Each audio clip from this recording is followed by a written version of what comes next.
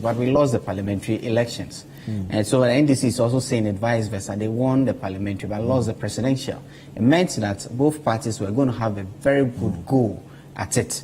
And given the numbers we have in parliament, 137 plus 1, 137, and then given that how this could skew it, I mean, if the NDC wins, we still stay at 137 plus 1, 137. If the NPP wins, we move to 138 plus 1, 136. And so it is significant, given, so the importance and significance of these elections will automatically put the stakes very high. And once the stakes are high, the sparks are to be expected. So given the stakes and what we have seen today, I think that we've done fairly well. I mean, we should pat ourselves on the back.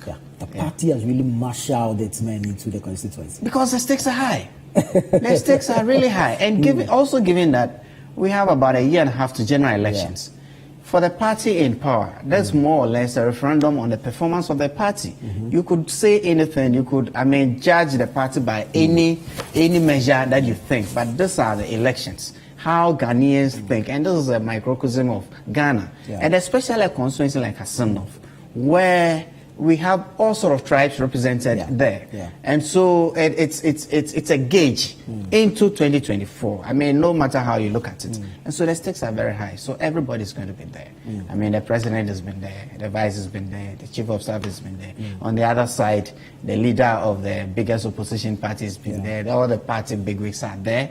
They pitched camp weeks ago. I mean, it should be expected, and so I think that we've done really well, given the stakes. I hope that the counting process, which is also a very, very important stage in the election process, the voting is done, but I think that in the electioneering process, the most important bit is the counting and declaration. No matter how the people voted, it's the people who count and the people who declare, they actually determine the outcome of elections. So I'm sure people are watching with eagle eyes, even for us in Accra. Through technology, we'll also be following the situation. Right. Honorable Issa Fusaini here in studio with me, former member of Parliament for Kankwe North, on the ticket of the NPP. Let's go into the constituency and have a feel of the activities in there. My colleague Calvis Tete is currently at the Funeral Grounds polling station at Assin Breku, that's the capital of the Assin North constituency, and he's joining us live to give us a general feel of the activities of the day and where we have gotten to as at now. Thank you very much, Calvis. Grateful that you could join us. Paint us a picture of the process so far, and of course, at this particular juncture, really what is happening. Well, Nana, I'm currently at the Funeral Grounds polling station. You know, voting process has ended. I must say the stakes are high here in Assin North, judging from the fact that both NDC and MPP want to emerge victorious after today's elections. As you can see behind me, Electoral Commission officials are rounding up to ensure that the counting process begins. Some few minutes ago, there were some clashes between some NDC and MPP supporters at Assin Praso, the basic school. Some macho men were fighting with each other over issues that we cannot really tell what happened. But both NDC and MPP are at each other's neck in the blame game, with no one wanting to own up over the incident that has happened. There were gunshots. One person sustained a gunshot injury. We understand he has been taken to the hospital and he's being treated. Calvin, sorry, if you said there were gunshots, fired by who? There were some macho men of NDC and MPP were engaged in a brawl. So we don't actually know who actually fired the gunshot, but what we heard was that there was a gunshot fired. And both NDC and MPP leadership we have spoken to are not ready to own up. They are saying that they are each other's neck. What I learned is a gunshot wound. Right. Yes, so we spoke to the Central Regional Minister, Justina Marigold Assan, who says that that polling station is a stronghold of the MPP, and for that matter, the NDC would want to create violence in that area. The NDC is also saying that, I mean, they are accusing the MPP of instead trying to create violence in that area. So we voting has ended. We are waiting to see the results and the outcome of whatever happens, Nana. Right. So aside this particular incident that you mentioned, would you be able to tell of the general nature of the process up until now? Has it been generally peaceful? Well, as was expected? Well, the process has been peaceful, except that in the morning at the Assin break, there were some incidents of that some NDC supporters, NDC bigwigs were accusing the MPP of sharing money. And that was what happened in the morning. But quite apart from that, it has been incident-free, except for what happened at Assin Praso. I have with me here the Municipal Chief Executive for Wejagbawe, Patrick Kumo, who happens to be an observer, to share with us how the process has been so far. Right, Calvin, even as you get right, okay, so can you go ahead? And good evening to your viewers and listeners. Generally, how has the process been so far? Let me say, relatively, it's been very peaceful. Let me use this opportunity to thank the police service for the professionalism exhibited throughout this process, and then also the three actors, that is the LPG, the MPP, and then the NDC. I believe this is a plus to our democracy. We must always dwell on the positive sides of the issue, in as much as we had some few issues in some areas. In totality, we have had a relatively peaceful exercise, and we must commend the organizers and all who made this whole success. Okay, we heard of an incident at Assin Praso where some macho men were engaged in a brawl. Do you think in a way it has marred the process? I believe that in every election you sure have some fracas here and there, but I'm saying that in totality we'll say it has been well organized. If you look at the way the police conducted themselves and the way they've really handled the whole issue has brought this kind of sanity and peace throughout this whole process. And today I believe we are going to have a winner at the end of the day, of which the people of the Assin North will be having their development, which is coming from the MPP government. Okay, Nana, so that is the Municipal Chief Executive for Wejagbawe, who is also an observer here at the Funeral Grounds polling station. We are currently waiting for the counting process. I believe the Electoral Commission officials are putting things in order to ensure that the process is peaceful. The police service are also heading towards the venue, the collation center, to also ensure that at the end we get peace after all. Nana. Well, Calvin, we picked up reports that following the incident around Assin Praso, police presence in the area has been beefed up. Are you able to confirm this? I mean, judging from the security detail you observed in the morning, as against what you're seeing now.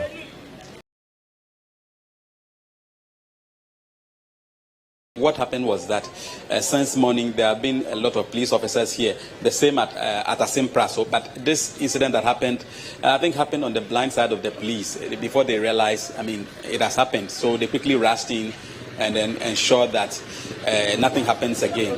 So the police are also up to the task. Since morning they have been all over the place trying to ensure that the process is successful. Nana. Right. So just to get the events of the day right, we started on time. Resources were deployed on time. Then, of course, allegations of vote buying came up. And then we're hearing the MPP accuse the NDC of intimidating their supporters. In your own estimation, how much of a challenge has these accusations and counter-accusations played on this exercise today?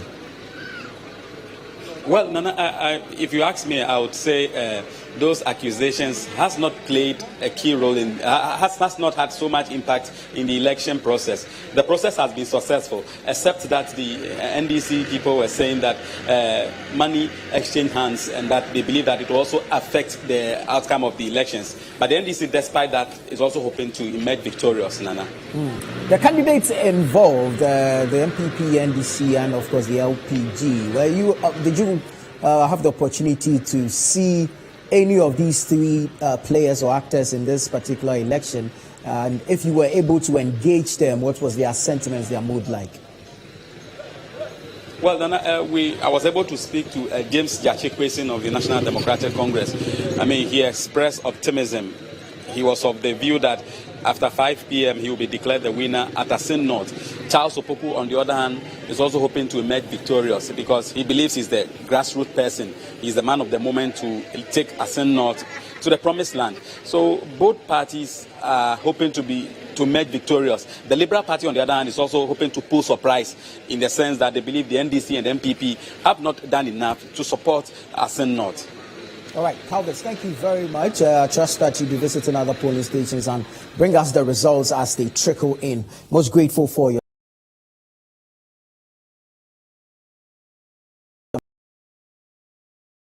on the ticket of the NPP. Honorable, you've listened as far as has happened. A number of issues that arose.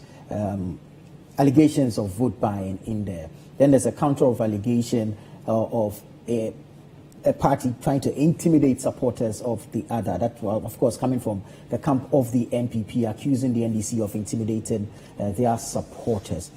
When you look at these issues, I mean, they are expected during elections, but have we not progressed to a time where these things should not be as dominant as they are, as we are seeing in this particular election?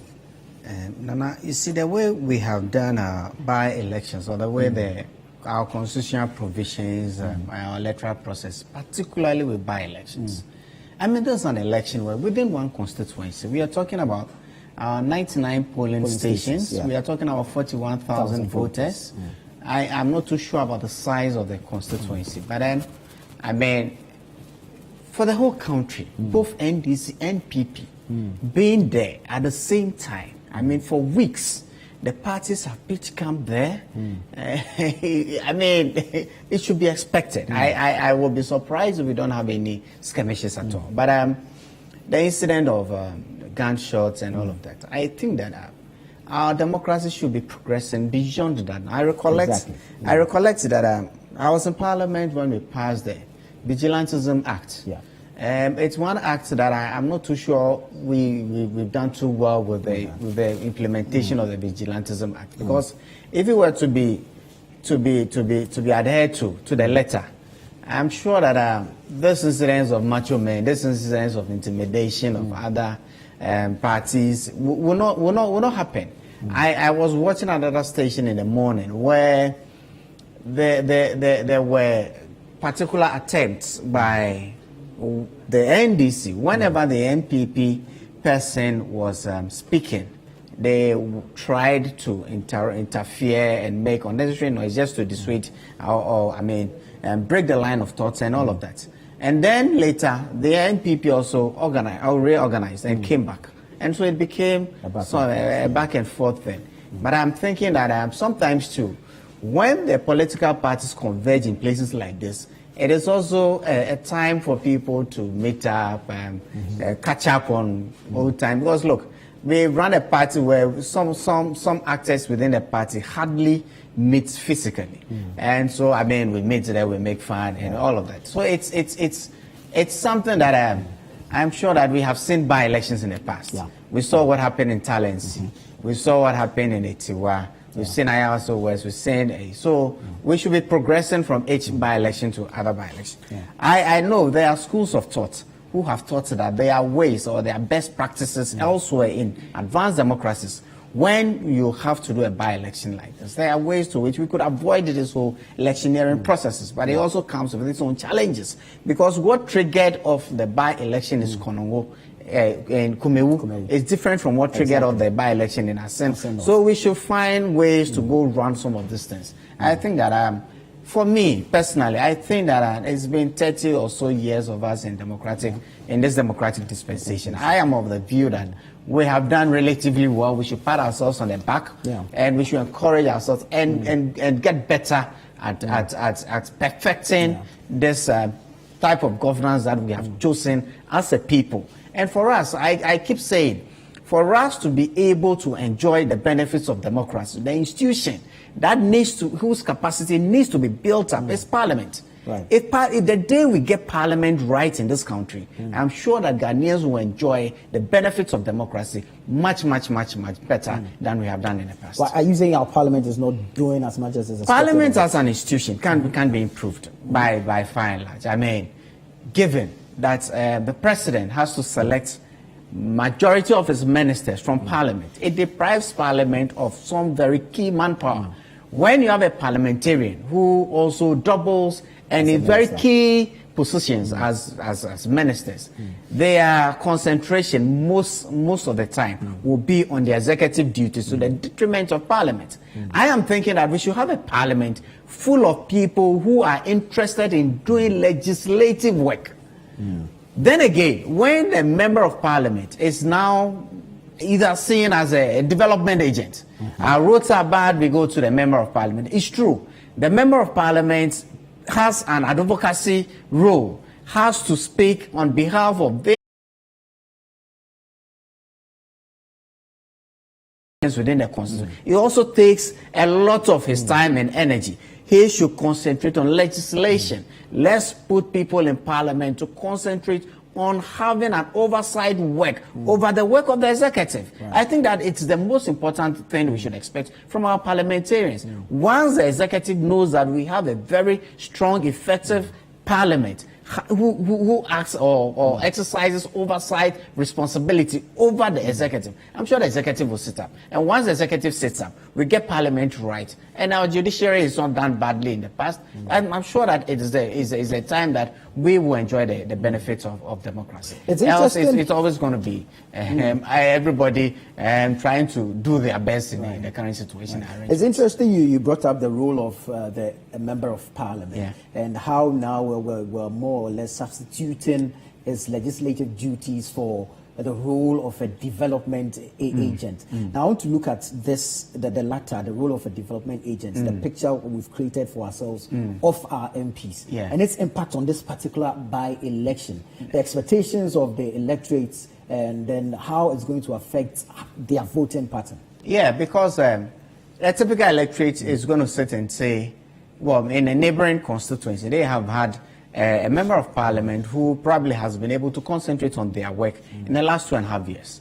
How many roads has he done? How many schools have they built? Or how many have they been able to facilitate in getting started?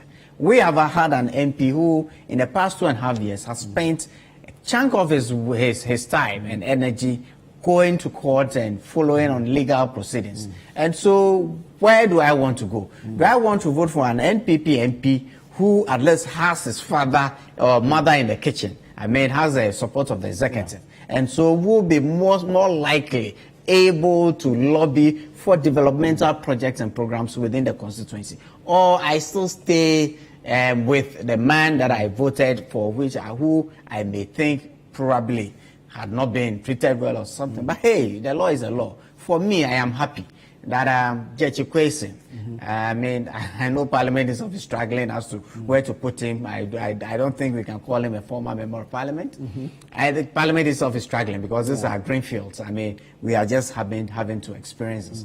I don't know whether people will still want to stay with him. In any case, he goes to Parliament for the next year and a half. And the people probably have had also some sort of way that he is. I mean, they have had an experience of him, so they may choose to stay with him or not. But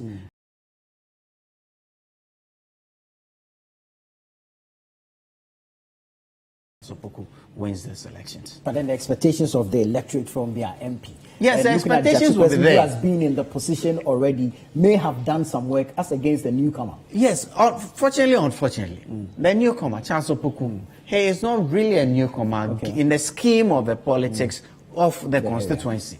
Here you can point out to very significant projects that he has actually done within the constituency. And if you go by that, he is more likely to win, because even not having been voted for as a member of Parliament, he has footprints. So why won't you support him further with the support of the government behind him? And I think he can do it better. Given that measure, I'm sure that Charles Opoku will win and will win really well. But you see, it's this kind of conversation that deepens that misrepresentation and takes the actual role of an MP from a legislator to a development agent. Unfortunately, this is where we find ourselves in. I am thinking, and I'm of the view, that one of the things that we can do as a people to take that away from the MP is by electing our MMDCs. Right. Once they are elected and they come to campaign to the people, they come with a manifesto, and whether they are supported by a party or not. But the best practice in the world, give Nigeria, in the UK, in the US, it is done on partisan basis. And that was the point of divergence between the NDC and NPP whilst I was in Parliament.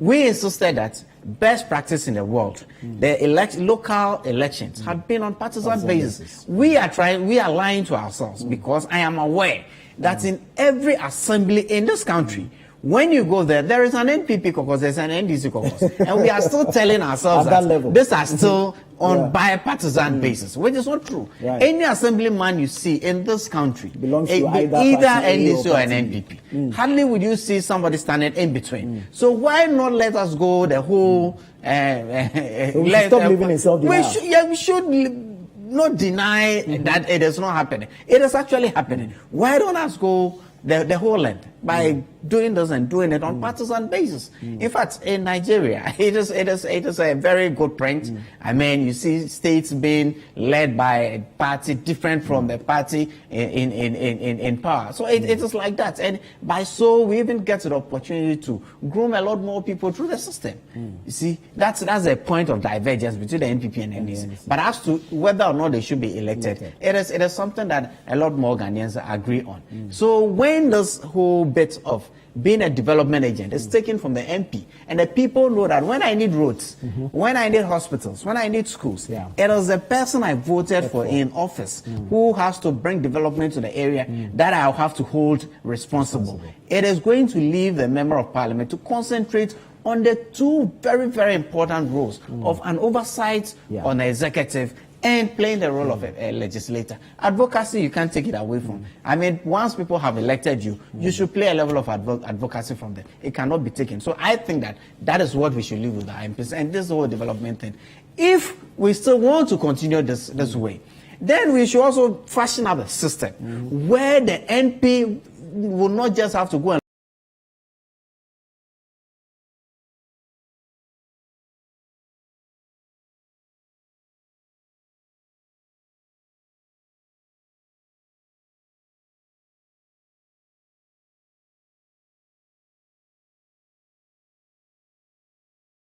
we can decide that rather than the MP, the constituency getting the MP getting MP's common fund and the common fund actually going to the assembly, the MP then should have a say in how the assembly is going to apply its share of the common fund.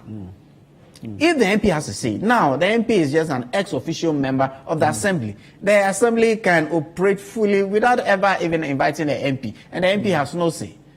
Because the MP has no votes within the assembly. So you are lucky if you are an MP who is invited to an event at the assembly, because you have no role, absolutely no role. But if we want to leave it as it is, then the members of parliament should have a say on how the assembly applies its share of the district assembly common fund. The issue of vote buying has been very dominant today as part of the electoral activities, and a defense I have heard from a former General Secretary of the NPP, John Wedu, is that, well, if you want people to come out to vote for you, you give them transportation. I'm asking, will this fall within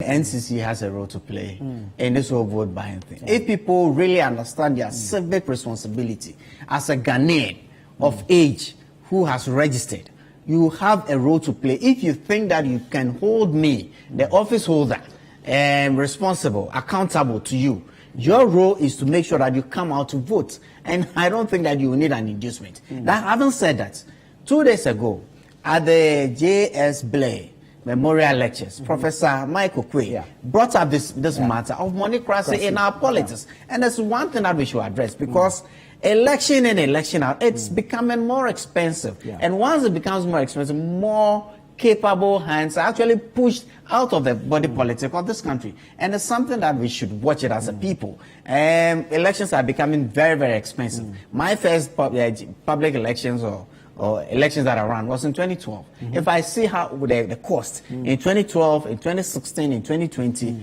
it's more than quadrupled over time. right? Things that we weren't doing in 2012. In 2020, it's gotten to another level. The parties themselves are finding ways to reduce the extent to which money has a say. But over time, they have not perfected it, and it's getting worse. The case of the MPP, for instance, hitherto, maybe before 2004, thereabouts, we had only polling station chairmen go into a congress to determine who becomes a parliamentary candidate and who becomes a presidential candidate. Subsequent to that, we decided that we're going to open it up. And so we made 5 people per polling station. We thought that was going to be a cure to the extent of monocracy in the system, but it's gotten worse. People are advocating that we should go the full length by opening up the process to all card-bearing members, thinking that if all card-bearing members, the numbers will go up. So the extent to which money has an impact. But the fear is that when we move to 1 to 5, it became worse. Is it going to?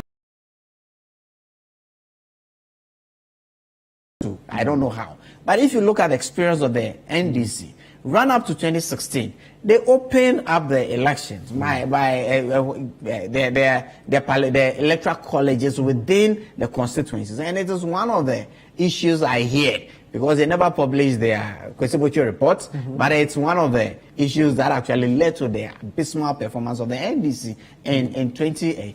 Also, there are a lot of factors. Your own estimation. Oh, that's, I mean, that is in your own estimation. From snipers of information we got from the report, it's one of the issues that led to. I mean, but there are issues. There are a lot of issues that we will perfect our democracy over time. I mean, we should look at best practice for me. Practices that have worked in the advanced democracies. And, I mean, we don't have to invent the wheel. We can copy them or, I mean, tweak them to suit our peculiar circumstances. That's the only way we can advance our democracy. Well, if we say this money is transportation for voters to move to polling stations to vote, can we not do it ahead of election day? And can we not declare amount per voter, as we saw the NDC flag bearer John Mahama do in the NDC primaries? Can we not declare this so that, I mean, it clears all levels of ambiguity? So on election day, if we hear that any money is being shared, then we know that this is actually vote buying. You see, money is being shared, money is being shared. They still will remain allegations and all of that. I mean, you can catch me giving lawyers some money, but hey, whether as to why the reasons or whether it is some consideration for what he's going to do, I can't. So that, in fact, we should look at it in a bigger area of money in our politics and how we can manage that. But as to, on a day like this, people being given money for transportation and all of that, it's going to be difficult for us at this particular time to actually manage it or get it. Because it's quite worrying. I mean, if I'm an observer, I'm standing somewhere and I see money exchanging hands. Clearly, in my head, this is to induce the voter. I mean, yes, that's in your mind. And it will remain in your mind. As to whether that's a reality is also another. Yes, but if I'm a beneficiary of the election, I will be worried. I'll have cause to complain.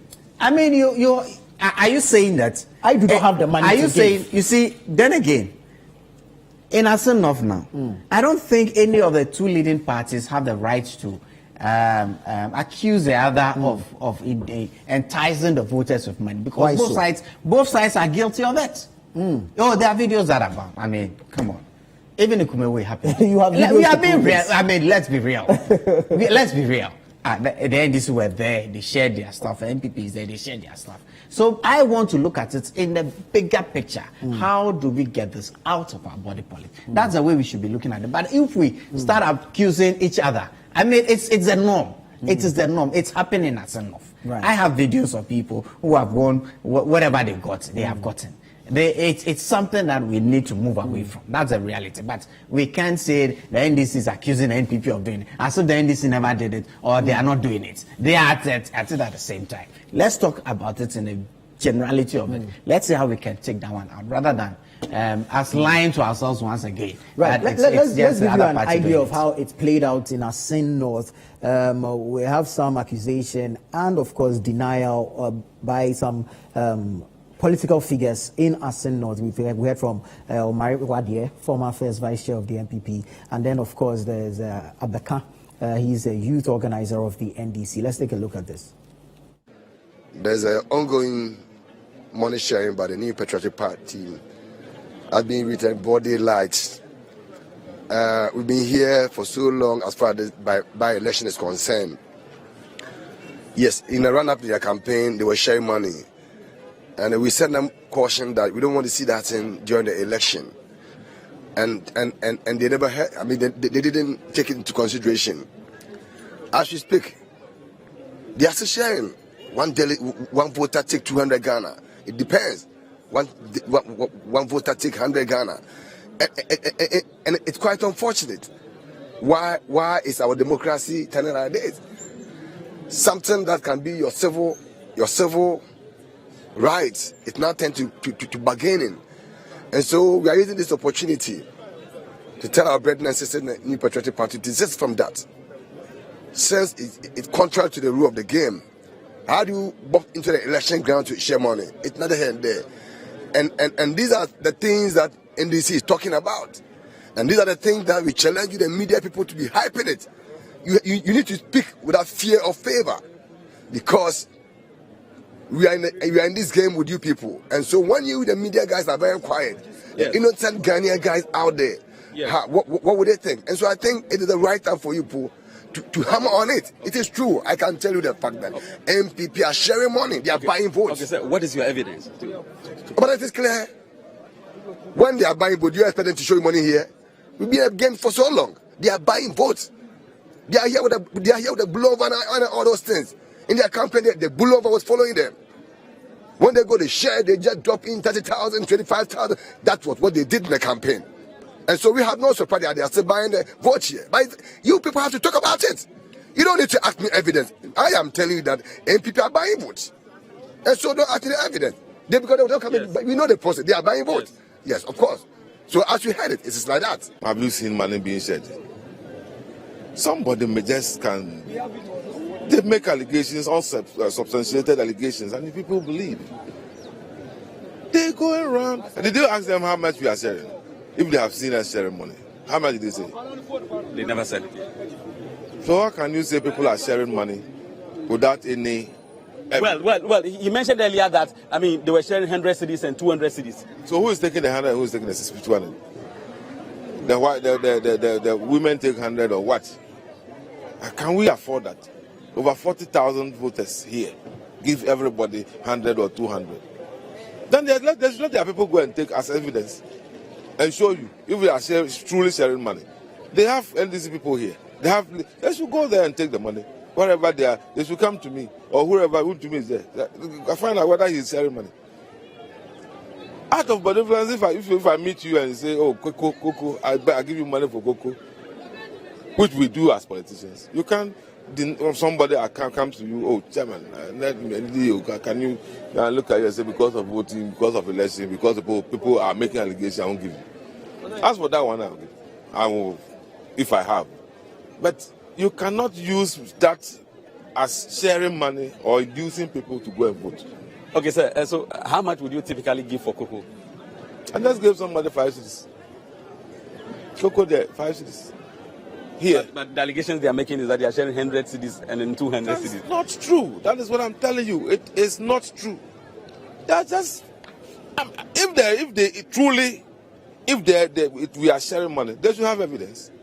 In today's world, camera anywhere, anybody's phone can just take evidence. Well, you just had a former vice chair of the NPP, Omari Wagie, and a deputy regional youth organizer of the NDC, Abaka, speaking there on the issues of vote buying. We've been joined in studio by a lawyer, a member of the NDC's legal team, Victor Adawudu. And welcome. Let me first welcome you. Thank you. I trust you're well. Yes, we are doing well. Great stuff, great stuff. I'm going to take your thoughts generally on the process so far, but just as you came in where on the issue of vote buying, Honorable Fuseni had just landed on it. I'm sure you must have picked a few of the stuff he said. Quickly, your thoughts on the issue of vote buying cropping up. Your party is the one leading the accusation this time around. Well, is that an accusation? I think that we've seen we've received snippets of information and even some video evidence to show that money is being given. And now people even come out with, since technology, you can use your own camera, I've taken this money, I'll vote against you or I'll vote for you. So we've seen a lot of people Wait, who so speak people for are themselves. using it to threaten others or No, to I think some are using it as a blackmail. blackmail? Yes, you've To given demand me more from the opposing party. Yeah, to demand more. Others are also using it to say that, look, you've touched the money. You think I'm hungry now, so you are giving me money to be able to vote for you. I will take it. I won't vote for you. So others are also seeing it as an opportunity to make money now. So they know, they've studied the politicians or the landscape, and they've seen that it is only during elections that I can also make money out of the politician. So it's been something that has come to stay with us. And that is what normally we refer to the moneycracy, monetization of our politics. It's something that has come to stay with us. And it is stinky, it is nasty. It is dangerous. Look, it will get to a time we will find undesirable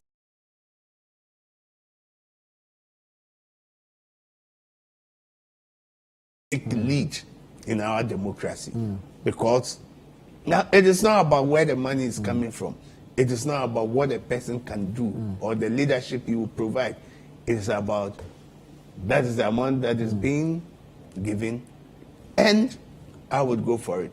So I disagree with not entirely with my panelist, Honorable Fuseni, when he said that if you open up like the Electoral College. If you open up, I think that the merits outweighs the demerit. Okay. What happened during the NDC 2015 where it was opened up? Yes, we know the problems. But I think that it has also produced some of the best MPs that we have. Okay. If it had been the issue of the smaller numbers, we would have found some of the people who are in parliament today. Because some individuals may have been able to pay. They would have been able to pay. Now, so what would have been? So when you open up, the problem that came up with it was that because of our own greed, as party members, people who were not even party members, people were able to go and pay for them.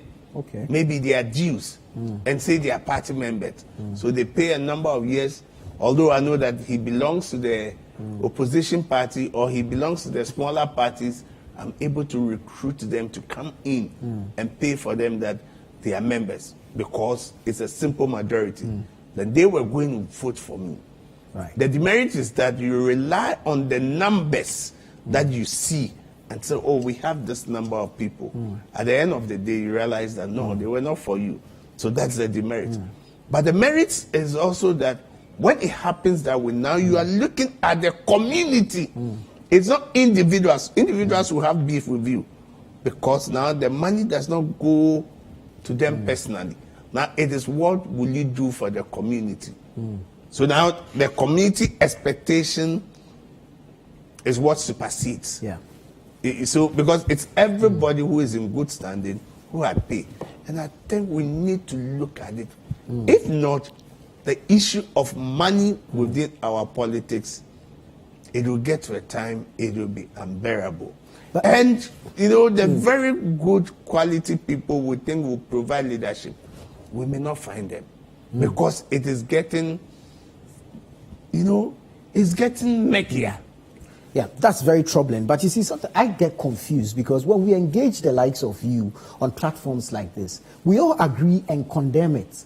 But election day, money still goes on. It exchanges hands. Is it not the same politicians that are condemning the act, that are engaging in the act? Because that is the expectation of the people.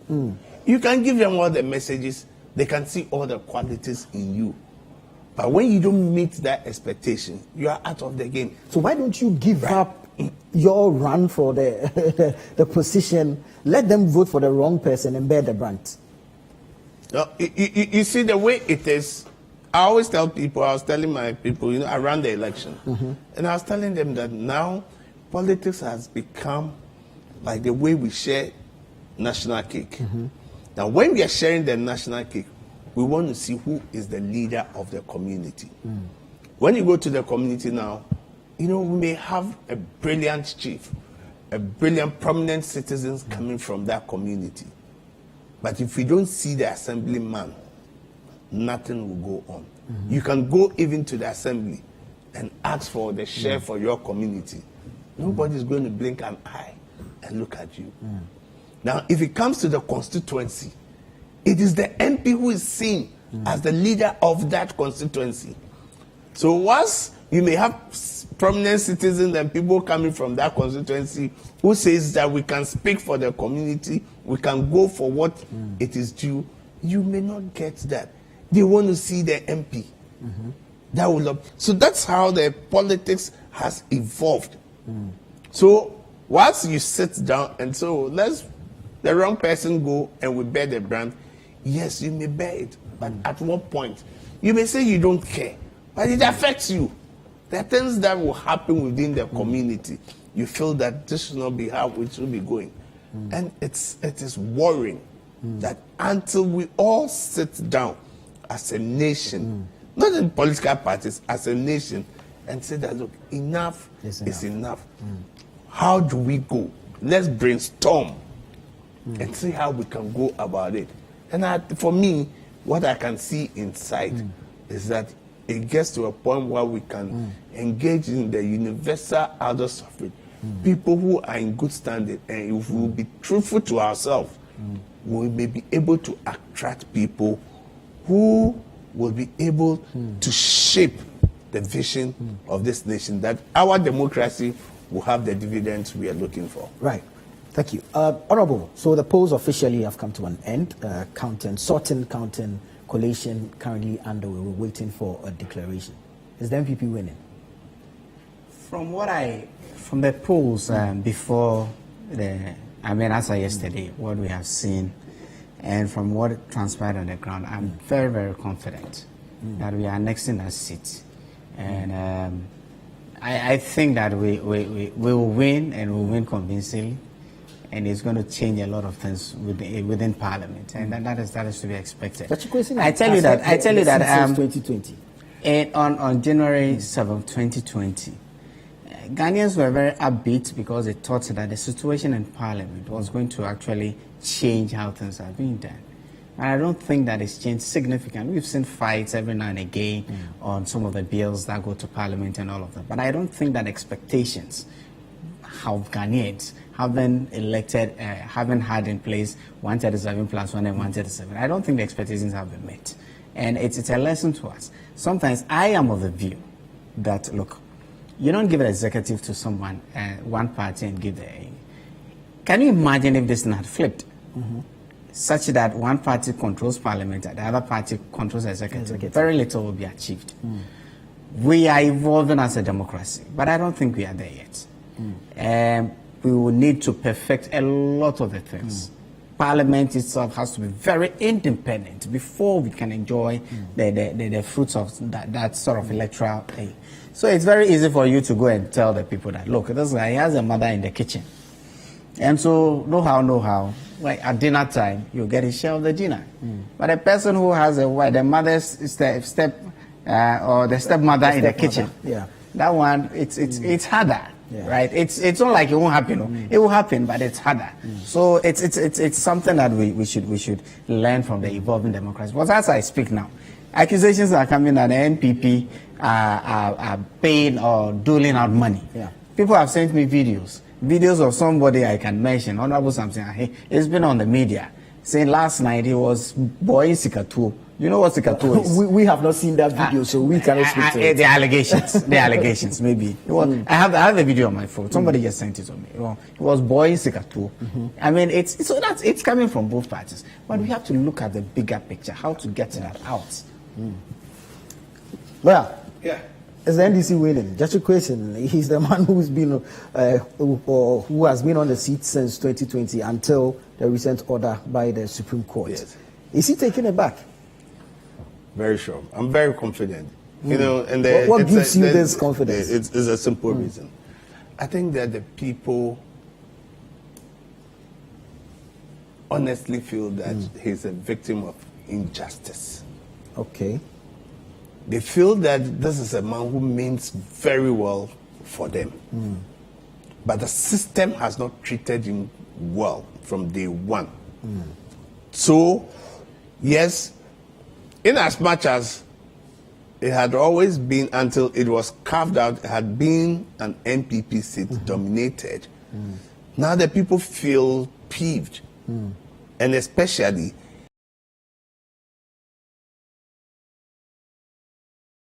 those days, it used to be Kennedy at Japan, Kennedy at Japan in Assin. When it was just one. Yes. Now, every time, everywhere you go in Assin, is question.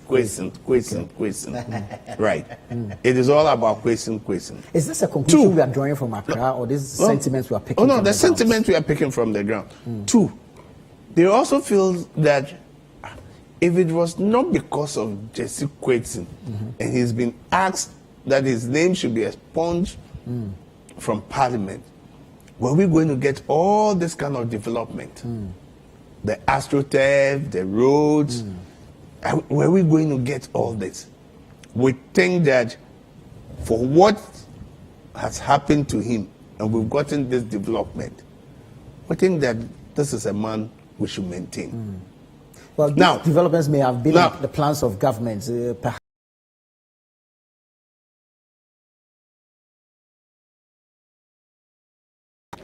And just after the election, everything grinds to a halt.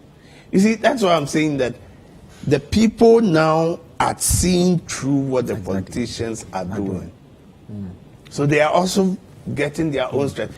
You see, it is absurd. I'll say it is absurd, or it was a misfeeling. Even when citizens can now suggest that we want the unfortunate things to happen to our MPs. Some also should die.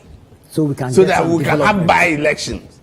When there's by-election, the president, all the people who mean so much in society, troop to the constituency. Troop to the constituency. Is it not a sad indictment? Very sad. For our people, very sad. Our own people that we say we lead, thinking that it is when there is by-election or caused by death or unfortunate incident, then that's when everybody troops in. That's when we get a bite of the cherry. I think it's a sad indictment on our part. And I think that Assin North believes that, and you see, when you go in there, in as much as you see Assin, even Kushia, where it's supposed to have been dominated by the NPP, you know, because of the background that he comes from. I understand the mother is from the royalty, Jesse Quaitson. And if you look at some of the old folks and the women, if you look at the analysis, they gravitate towards him. They resonate with his message. So it is based on this that we think that, yes, Jesse Quaitson should be able to retain the seat, to have the seat, to move on. We know that if you look at the game, the gymnastics of it all, Charles Opoku is from Breku. The studies shows that Breku is a stronghold. Breku is for Jesse Quaitson.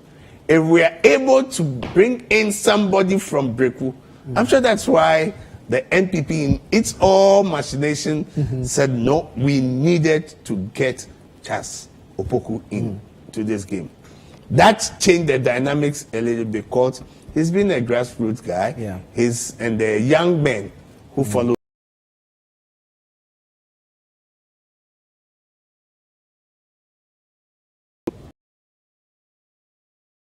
we should be able to reward him. I think that's on that basis alone. I looked at it. I think that Jesse should be able to. Another leg which the MPP is really hammering is the fact that Jesse Quaitson is still facing a criminal case, and the constituents are worried that if indeed they should go ahead and vote for him, they are going to lose him for the second time if the court should rule against him. You know what? When I heard it the first time, I think the Attorney General made some comments in that light, and for the president, who is also a lawyer, a respected lawyer, he's a respected and accomplished lawyer. I won't take it away from him. Yeah. Right? I won't take it away from him. It's just that when he now became the president, he's thrown the rule of law away. He's thrown it away. No, he doesn't know. You see, when this people... But he's not a judge. So the courts will deal with the law. No, but he knows. I'm coming where I'm coming. He knows that whilst there is a case pending, you don't make comments to prejudice the outcome of it. Well. And you say he's going to jail. He will go to jail. It is his own risk. No, doesn't mean that when there are allegations against anybody and he has legal issues, does that make him a criminal? No, they know. If our forgiving these two people, if they were not lawyers, if they could not appreciate the tenets and the nuances of the law, but they are leading the charge.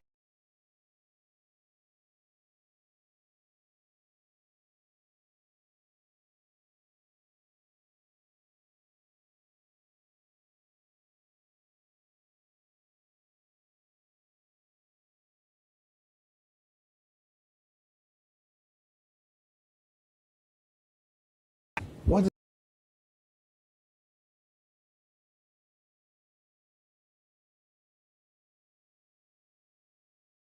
and Electoral Commission says that yes, we have seen the certificate. We have cleared you, so you can contest. It was seen. The certificate was seen. So if now he goes, when you hand over your passport, you go and look for a new passport, a Ghanaian citizen. So when the EC says yes, and I've declared that I have one, I did say until the certificate was ready. That's the so. But then the certificate is the evidence in this matter. Yes, the certificate. And is the certificate not available? Was it available then? At the time? Yes. I have renounced. You see, when it comes to criminal matter, you don't prove. It is the prosecution who will have to prove. All you need to do is to create a doubt in the mind of the court that what you are saying is not probable. The existence of that fact is not probable. Are you getting it? Yeah. So, once allegation has been made against me, I have not been convicted, I have not been sentenced, and you say I'll go to jail. That's comments that is going. That's where people think that why is the executive controlling the judiciary? Looking at the trend, things are going. There's a trend. Oh, why? When there's 7-0 every day, are you getting it? Based on law. No. Yes. It could be that. You see, law. That's what I always say. It depends in whose hand it is. It's a double-edged sword. Right. You can use it for good, and you can use it for evil. It's the same law. Let me give you just a simple one. The law says that,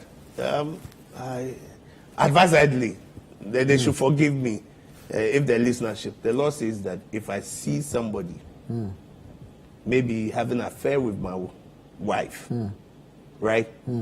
There and there, if I'm able to beat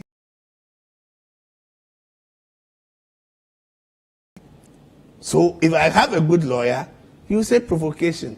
I'll walk a free man. The same law also says that when I don't do that immediately, days after that I go to him and attack him. So I'm guilty of murder. It's a double thing, looking at it and looking at the lawyer who is able to go. You see, it's a perception. It might be a perception. And even what reinforced that perception was when the National Security Minister would come out and say that, it's becoming a security threat. That every time when it seems that government comes and it is winning its cases, doesn't mean that the lawyers on the opposite sides cannot appreciate the law. Once they come and make their arguments, it doesn't make sense, it's unreasonable. Yes, they may make some sense, but you may disagree that, yes, on this point, I agree with you but on the totality of it. But when it comes and it's as if every time that is when people start to have the perception. And in as much as it's going that way, we think that we can still look at it. So for me, these people leading the chat and the MPP saying you are going to jail, you are going to jail. At the end of the day, politics and going to jail, they are coterminous. Right. This man, Mandela, even Kwame Nkrumah, he won from prison. Let me stop you briefly. Yeah. Hold yours and hold that thought for me. Let's go to Assin Breku. That's the capital of the Assin North district. Calvis Tete, our central regional correspondent, is at the funeral grounds of polling station and is joining us live. Thank you very much, Calvis. Good job you're doing there. But what's the latest? Has collation ended there? And do we have any results yet? Well, Nana, I'm here at the funeral ground polling station. Counting has ended. As we speak, James Jachikwesin has won in this polling station. James Jachikwesin pulled 155. That's against Charles Opoku. James Jachikwesin pulled 221. That's against Charles Opoku, who pulled 155. Enyonam had 1. So at the polling station here, James Jachikwesin has emerged victorious. But I'm also learning that in Assin Breku, the district capital, James Jachikwesin is also emerging victorious in that polling station there. I have with me here Opare Ansa of the NDC to help us better understand what this means to the NDC. Yes, sir, the NDC has emerged victorious within some polling stations here. What do you make of this? It is just a confirmation of the belief and confidence that people have for Jachikwesin. It was not prosecution. It was persecution to the highest order. For the president to responsibly stand on the same path and tell the people that when they vote for a native of the land, a son of the soil, they'll be voting for an MP who will be in jail. The people are telling the Kufuor that if he's a judge, he should go ahead and jail Jachikwesin. They believe in him, they support him, and they will make him their MP.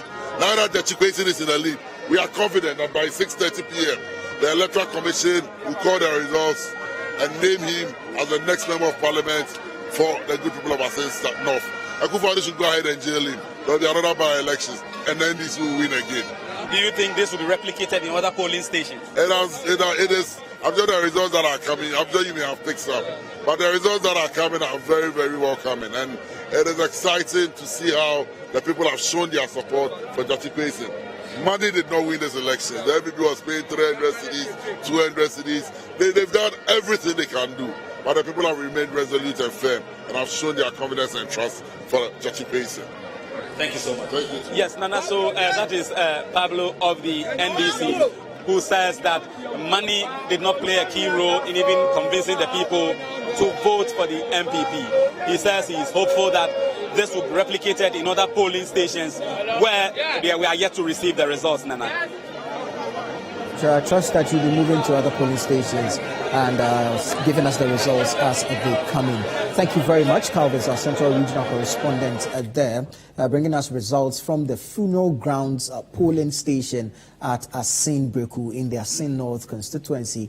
And those results indicate or are that Jachikwesin, James Jachikwesin, the NDC's candidate, is leading with 221 votes.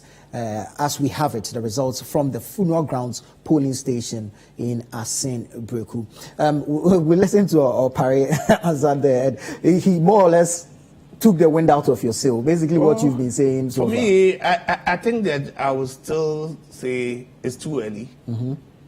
Because looking at it and scientifically, it's 99 polling stations. Yes, 99 polling station. That is only one polling station, but they are on the ground, right? And I know the trend. They know the strongholds where the MPP has to perform. But if they are not performing as to how it's supposed to be, then that is a cause of joy. That even in their own strongholds, they are not performing well as we thought it would be. So they are on the ground, and I'm sure by now they are trying to get all the results from the other polling stations it is 99. And I think that looking at the kind of tension, the kind of people over there, the sorting, and even the collation, for collation to be done, it's going to take some time. Because, I've been in election, and collation, it's one of the places where you can lose election. Yeah. At the polling station, you may win. But when it comes to collation center, I've been in it. I know the game. Well, there's some magic that happens at the collation center. I know it, and I'm sure my brother also knows. Because do you know this? I do. Oh yes, because at the experienced collation, you could, yes, you can put all the figures together, right, which will give you a total sum. But whilst at collation, and it has been done, and you're not vigilant, you may lose the election. Right. And that is why normally the parties and people don't take advantage, because at collation, you are entitled to have a counting agent. Right. You may even have a collation person over there and have a counting agent. Because whilst the agents are tired, the polling agents, they've been there since morning till close of polls. Right. You need to reinforce and change. If not, you may lose the election over there. So whilst I look at it, that's why, every election, people would put the figures together. It goes to collation. By the time they come, they've lost the election. Yeah. It is a critical stage when it comes to election. So Vigilance for me, throughout, else you lose out. Oh, you lose out. There are a few things that are done in there, and if you don't have an eagle eye as to what happens to the addition and the rest, you will lose out. Right. Honorable Hussaini, early days yet, too early to throw in the towel, but still high hopes, or you're beginning to weigh your options now? I've been 2 out of 99. But lawyer did mention a few things that I did want to react to. He mentioned the fact that the people think that Judge Equation had been unjustly dealt with. I'm struggling to find the injustice in there, because this man had his day in court. We know of matters of electoral issues. The jurisdiction starts from the High Court. He had his way all the way to the Supreme Court. At every point in time, he never complained about the processes, or didn't find anything in the processes.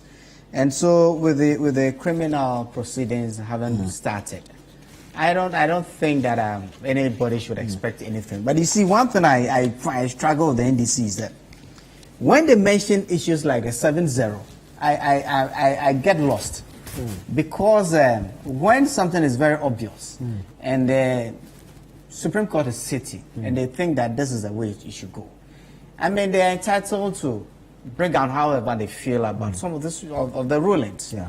But you see, when they pick and choose, then that's the problem.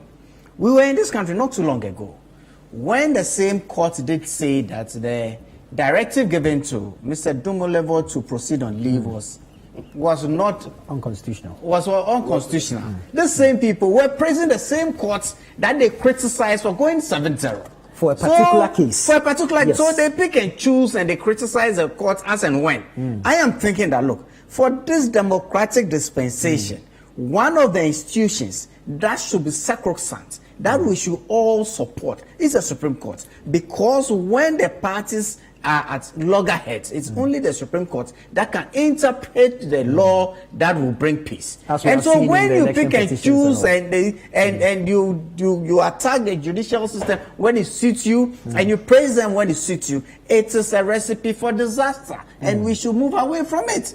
I am of the view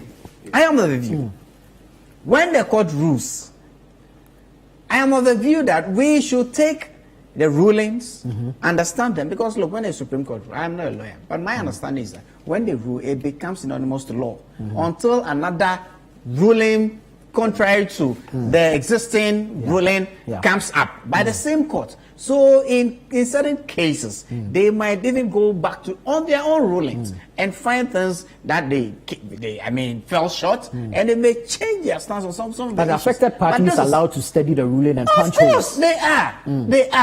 They are. You have. And the NDC has you are done entitled. You see, my problem is that When it's 7-0, when the court rules and it's 7-0, then the whole Supreme Court, the court is rubbish. But when they rule and it's in their favor, then it's the best court that we have. And that is what I think that it is a recipe for disaster. We shouldn't pick and choose. We shouldn't pick and choose. That's what I'm saying. I think you should. And I'm thinking that just a second. Jesse Kwesi has had his day in court. Has had his day in court. And we have had similar rulings at the Musakande. Yes, they have a problem when we mention at the Musakande thing. It might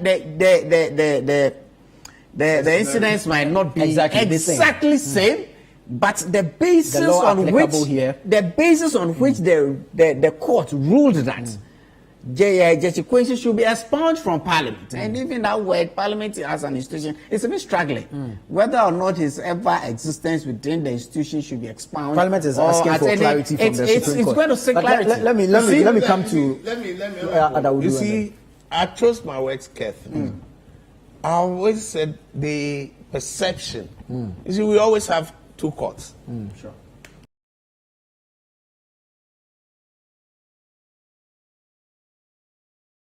Court of public competent jurisdiction, but in the court of public opinion, and I'm speaking about the court of public opinion, that is how the people feel. We're seeing more results trickling in. This is Assin Breku Funeral Ground Center B, provisional results. James Judicial 204, Charles Opoku 164, Bernice Enyonam Sefenu 0.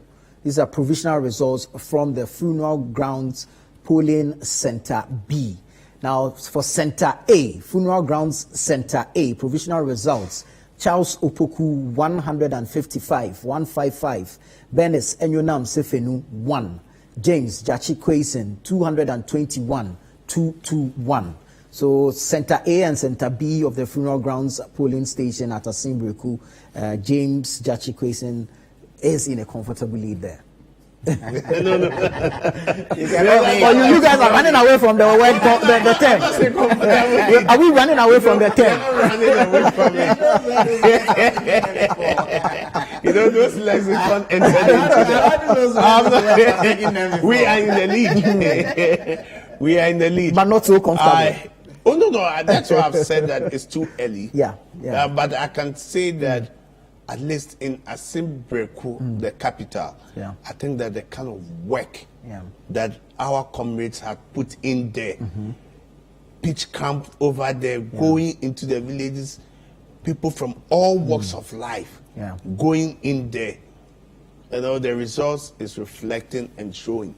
And that also tells you that in as much as the NPP candidate might have not come so early, because whilst they were doing all the strategy and finding the real candidate who can beat him, looking at the results, you see that he has also made some inroads in there. Some inroads from Breku. So it tells you that, yes, we're just leading a little bit in, and you could see that the figures are not so much. It's not a landslide. It's not a landslide when it comes to Breku. Now, it is the other settlements where we have the settlers. That is also one place that we need to look, because but we have is one place you are targeted to break. Definitely, because Breku is a stronghold for the MPP. But Jechi is loved in Breku. Kwesi is loved in Breku.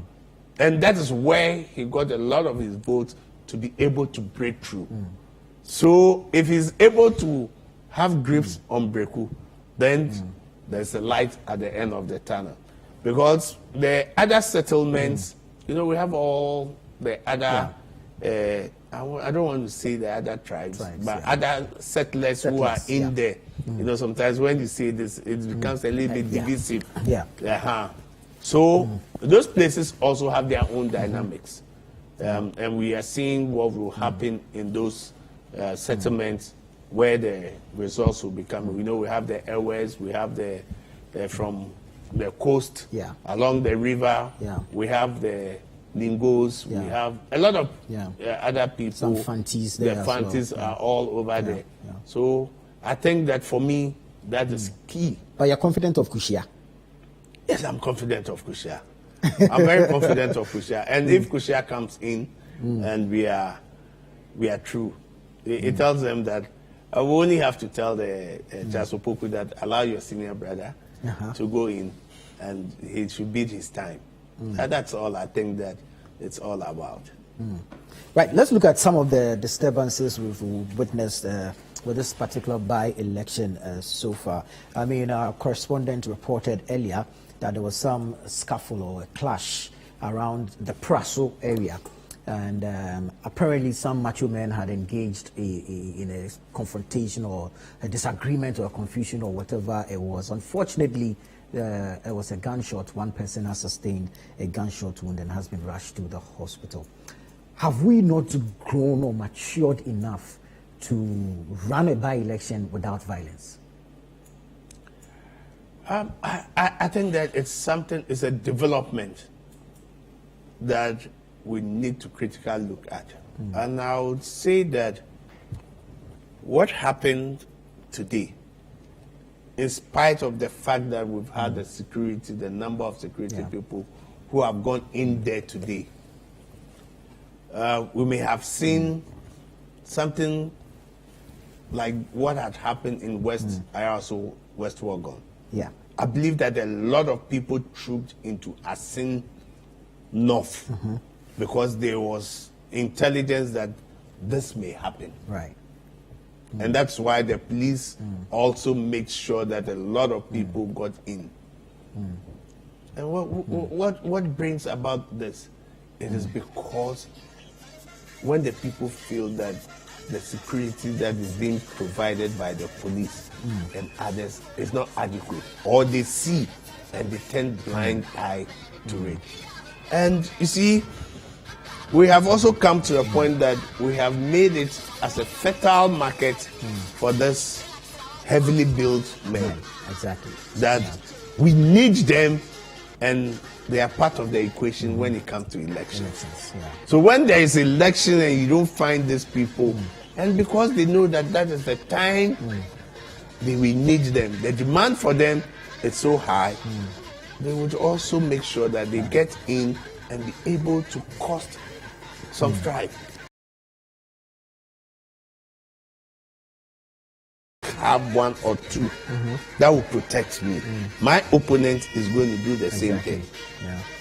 My opponent, I believe this is where we started that the vigilante acts came in. But what has become of that act? It has just remained on the status book. Nothing much has been seen. Nothing much has been seen. And it is, it's just that I'm sure the young man who has sustained the injury, I'm sure that they may have known each other.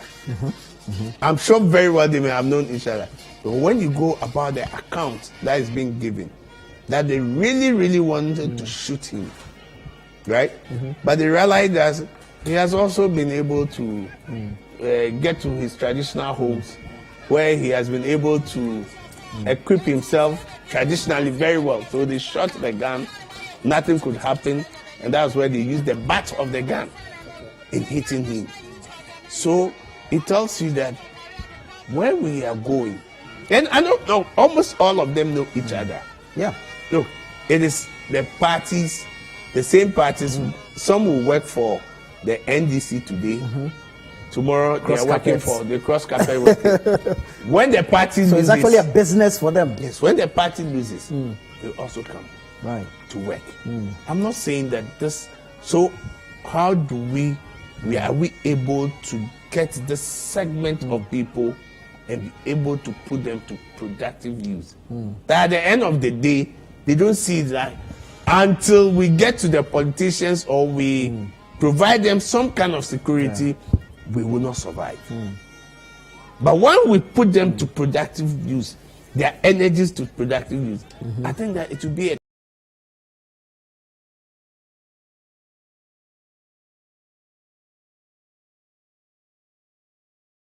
let them be starved.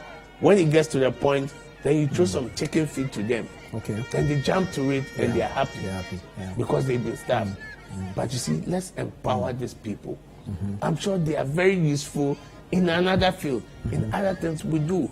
Yeah. But once we always continue that, Yeah. and they also want to exude that exuberance. Yeah. They come, their confidence. It's time to show up. It's time to show up. And that's Right. and you know, once we are breeding this, they become monsters. Exactly. It gets to a point they become monsters. And you yourself, you cannot even control them. And that's where we have some of the issues that come up. You know, it's a worrying thing. For me, I always think that as a nation, yes, the politics will be there. Is it only funerals that will unite us? When there's a funeral, you meet all the colleagues from all the parties. We cry on each other's shoulder. We shake hands, we hug.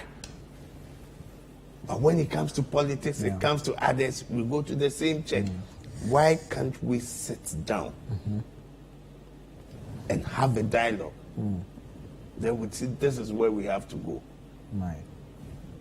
Is it only when we are dead and we are going? That's when we go there and mourn. I think that we are getting it wrong as a society. We are getting it wrong. I agree. And the real danger is that we have a major election just about a year and a few months ahead of us. If some of these things really have a telling on the larger general election, then really we'll have a lot of work to do. I mean, we've seen this despite the fact that the IGP actually met party leaders ahead of the by-election. But irrespective, there's been a clash. Although minute, some may rule it out as insignificant, but it starts from a small unit and then it grows. And we've seen violence in previous by-elections.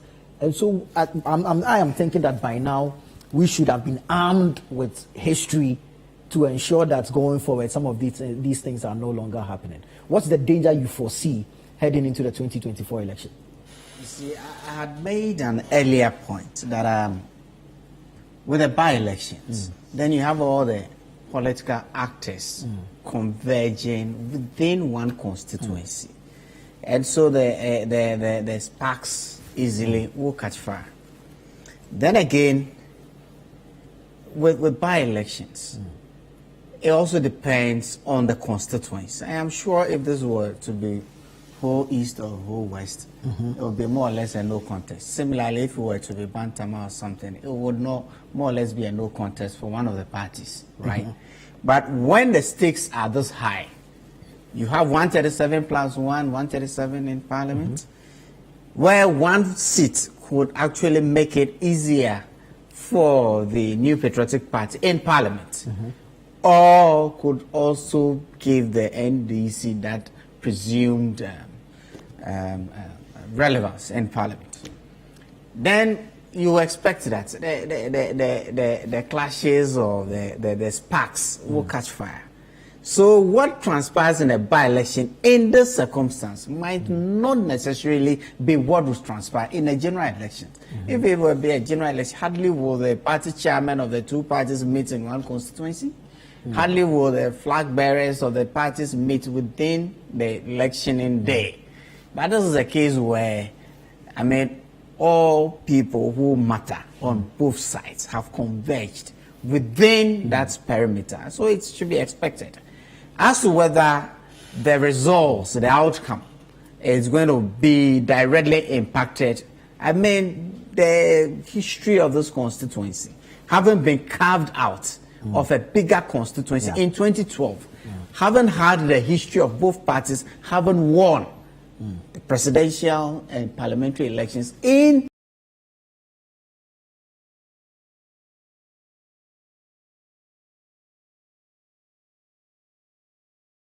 level of vim and confidence, then it should be expected. But at the end of the day, a general election are very different circumstances. So the fact that we have some incidents within a by-election, it's not directly, or I don't think would directly be impacted on the general election. I think that as a people, we have evolved from what we saw in 92 through to what we saw in 96, 2000. I think that people are becoming to realize that Even if I lose elections, in 4 years, I have another opportunity. So why would I bend the nation, or why would I do something that would disrupt the peace when I have an opportunity to have another go at it? So I think that we are evolving. These are very isolated incidents, and I don't think that any jurisdiction. In fact, we saw what transpired in the U.S. in 2021 January. I think that our processes were even much more. We showed much more in the U.S. in November 4th, right down to the handing over, I think, late January or something. I mean, we saw stark. Who would have ever thought that the capital in the U.S. would have gone through that? I mean, we should pat ourselves in the back sometimes. We should look at the positives and celebrate it and build upon the positives and mature our democracy rather than look at isolated. I think what he has said, I think they should. That is why when I see sometimes my colleagues and friends from the NPP, when they start heaping insults and other things on Mahama, I just nod my head. I said, you don't understand. Because if this man had opened his mouth and had given instruction, go on the street in 2020, this nation will be at its blink. I know what I'm saying, and I know what people had planned. I know what would have happened. But this was a man who said no. I'm a leader. Say same in 2016. No, yes, I'm a leader. This nation will not go down. So when I see sometimes, what can you do? I always sit down and say, look, because the tension was that all everybody was looking for, the demonstrations and the rest, all everybody was looking for was for the leader just to give a marching order for civil disobedience. And I always doff out my heart for His Excellency John. Sometimes when you go and the anger that exudes and he talks to you when he speaks, and I see in public how people, I always look at it and say, this man, this man, you don't feel it, the same blood. As he said, it's the maturity from the leadership that we have seen that, yes. And that's why sometimes when I hear some of the invectives, the insults from other people, especially when meaning citizens, and when people have to condemn what is wrong and they keep quiet, I look at it and said, it will only take one person a day to say something, and this nation, that every time people say, oh, the Ghanaians, they don't like blood, Ghanaians, but you see, when there's a pent-up feeling, and frustration, one day, I only pray that this nation, let's respect each other. Disagree with me, but that doesn't mean you should insult me. You should throw invectives on me, throw tantrums. Disagree with me. I disagree with you on this position. Yes, I have very good friends within the NPP. I have good friends within the NDC. Sometimes I even go to the NPP friends to see, have an idea. Because they are not people going to struggle with me within my party for any position in my party. They may be well-wishers. I get it. That is not to say that I don't have well-wishers and friends within my party. But why can't we, as a nation, bring the people along? Bring the people. But every time we want to be divided when it comes to politics. For me, that's it. Like he's saying. You see, when he says that, yes, because by election the stakes are high, I understand why the stakes are high because of the 137 that we have. But let's not lose sight of the fact that now we are getting into the issue where we are growing this macho and I can tell you that every constituency we are gathering people as security because we think that we may not be protected. What is the numbers of the security that we have in this country? So even if every constituency is able to garner about 20 people who are going to go around during election. And look at the proliferation of arms, small arms. Yeah. It's all over. Yeah. It's all over. A very dangerous phenomenon. Yes, actually. it's a dangerous phenomenon. And you know, these are things that we need people to understand, that we always election. It's about how we progress. You know, they may see difference between the two political parties, the way we do things. Yeah. And now it has come to a point that people are constantly comparing. Constantly comparing. That why is it that within this party, this has always been done, and they always have support? Why is it that it's been done in party B, and the same thing is being condemned? And you know, we become endangered species. Because as a leader within your party, as a leader, whilst they are comparing me with the other leaders in the other party, they say you are not doing the same thing. So if you don't even take them, your own people turn against you. Yeah. Because they feel that know what is happening within. The supporters can give the leader pressure. Yeah. And sometimes, and you know, it for me, it is a bit scary. And I think that earlier we come together as one people to sit down and say, look, yes, we know we have done things that were not done right, but this is how do we go forward? How do we manage it so that we manage it and we move as a nation? As a nation, we've come to the lowest ebb. Yeah. We've come to the lowest so ebb. low. Look, so low that now everybody thinks that politics and democracy is about what I could get for myself. Exactly. That's the perception. Yeah. What can I get for myself? It is not about what I can Do for my nation. Right. It's worrying. So sometimes you go to places and people look at you.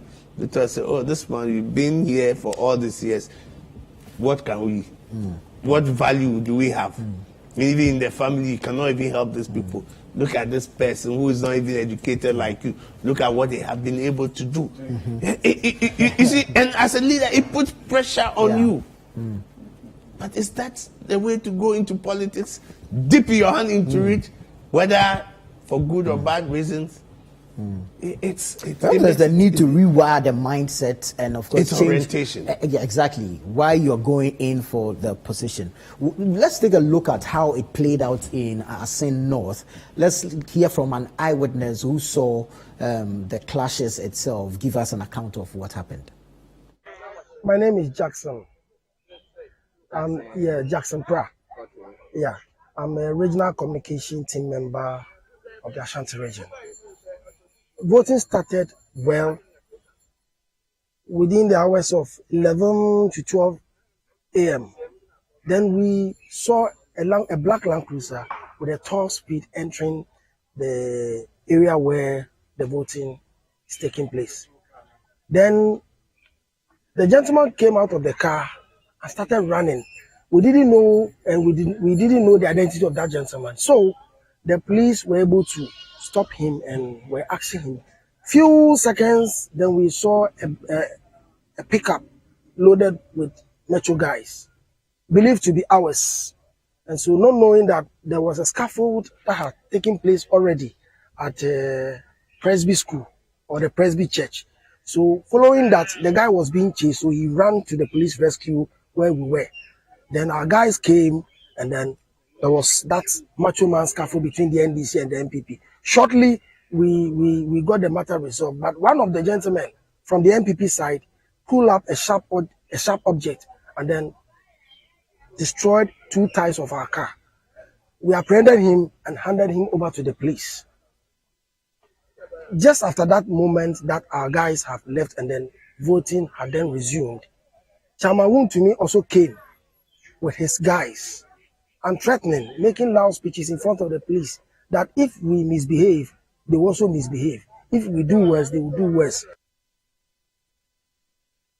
I'm an observer for NDC. So we came here and then we met some people here trying to cause some mayhem. So we tried to calm the situation down. Later, we saw some force coming and then to me, was the lead. He was just here and trying to command his guys to go and beat someone here. So they chase him up here and they start firing guns. So they shot the individual? Yes, where the filling station is, just there. They fired the gun, but unfortunately, I don't know the guy. I think was being kakra. So the gun. They rushed on him and then they started beating him. Some people right? They started beating the guy, and that was it. So they all came here and then left. So I think what is happening here, this is elections, we want peace. We are here for peaceful elections, and then we don't want to cause any mayhem. But we plead with the police, because here you can see the police, they are all disarmed. Well, what we know now is that the police have picked up a suspect who is believed to have, or alleged to have, shot at the injured person. But the two parties have been reacting to this particular incident, and so let's hear from them as well. To hear the reports of gunshots being fired. Okay, that's why we're asking the question. So definitely ask yourself, how did it happen? What is the account you've got? Because we came to hear that gunshots have been fired. Well, where you stand now, right? Look at the statistics. It's the strong of the MPP. Right. How come we're having gunshots here, but you're not having gunshots elsewhere? What does it mean? It's an election. People want to intimidate our supporters. People want to scare from the morning to now. Huh? All the stronghold of the MPP. Right. There is tension there. Right. There is tension there. You take your time and go from Praso to Enja. Look at what is happening there. The tension that is brewing over all these places. Surprisingly, when you go to NDC stronghold, Pasofiningo, the place is quiet, there is no tension there. And you have men in uniform who are supposed to make sure that there's law and order. How can people come here and be shooting? How can people come here and be slapping people left, right, center? An election that people are going to vote to decide who to be their member of parliament. Right. Does it have to turn into a war? When we heard it, we got here, and in fact, it's true. Exactly what was it? Honestly, I don't know much about what happened.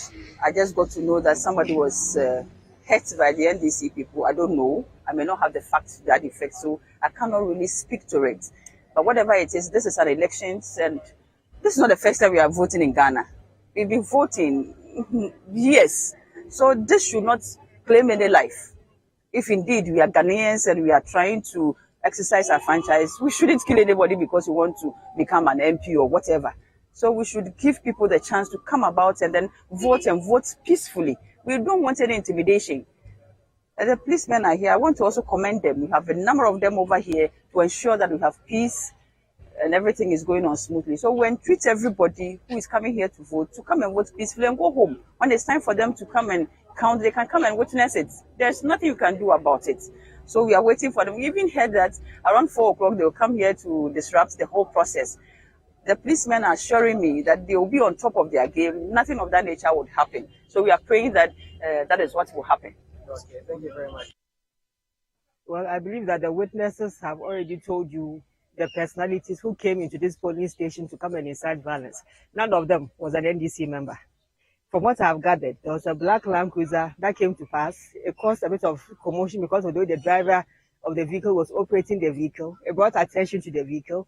Another vehicle came and crossed it. They got down. It turned into a free-for-all on the streets of Assin North. How is that an NDC problem? How many black Land Cruisers do we have in the NDC party to be dropping macho men in the middle of the street to incite violence? The reason why they will do this is because, yes, this is their stronghold, and they've realized that the people have decided not to toe the line like blind sheep. So they've come to realize that they are losing their hold on this police centers.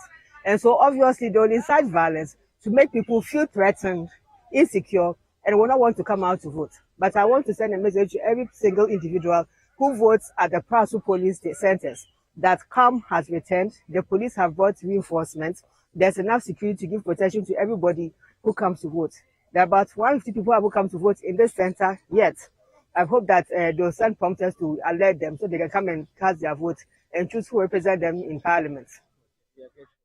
Well, it's always baffling because nobody takes responsibility ever for any of these things. And then when it ends, just like we saw in Ayawaso, West Wuogon, a number of engagements with the Peace Council and all. Is it a matter of trust that if I don't get the boys, I can't trust you not to come with your boys? It's a deficit. Okay, Honorable Hussein, you see, at the end of the day, we all understand and ascribe to a particular process. Right. The process entails people, we know who is qualified to register. When they come into the polling station, the processes they have to go through to cast their ballots and ideally leave. At counting, they come. I mean, that's so a black Land Cruiser, like Gabriela said, she's not too sure the number of black Land Cruisers you have in the NDC. I noticed that caught your attention. My word, I mean, He has a black Land Cruiser. Obviously, you don't have one. I don't have one. Well, he has been in Parliament. Yeah, I don't have one. But I mean, for her to have said that she is not too sure if the number of black Land Cruisers the NDC as a party and its members have, I think that it was out of it. It's quite. It's just trivial. I mean, perhaps. And I think that we all ascribe to these processes. Why do we need macho men? It's all because of mistrust. Exactly. Between the two parties. And it's real. It's not just perception. It's real. That you need to go in there. Because the mistrust is not just at elections. At elections, electoral rules. The mistrust is not just between the two parties. You don't trust yourselves, and then again, you don't trust the police to handle security for elections. But you see, and so you want to get your own security. You see, the case where when your security and his security at loggerheads, who comes in between? It's the police ultimately. It's the police ultimately, and that's so why don't we leave the police to handle? That is an ideal situation. Yeah. You see, the people who have converged in the constituency. I mean, in the past, you see members of parliament going to act as polling station agents and all of that. That's fine. But in this particular instance, from what I gleaned, that happened in Assin North, most of them were observers. What are you observing? You could sit in your home and watch TV and you could get there. So, I mean, sometimes you get even more information watching TV than being there because they tend to put a lot more together than I use. A lot of people are there as observers, not being active participants. What is their business there? You could have gone there to campaign. Yesterday, Monday, I mean, campaigning was over. Preparation for D-Day.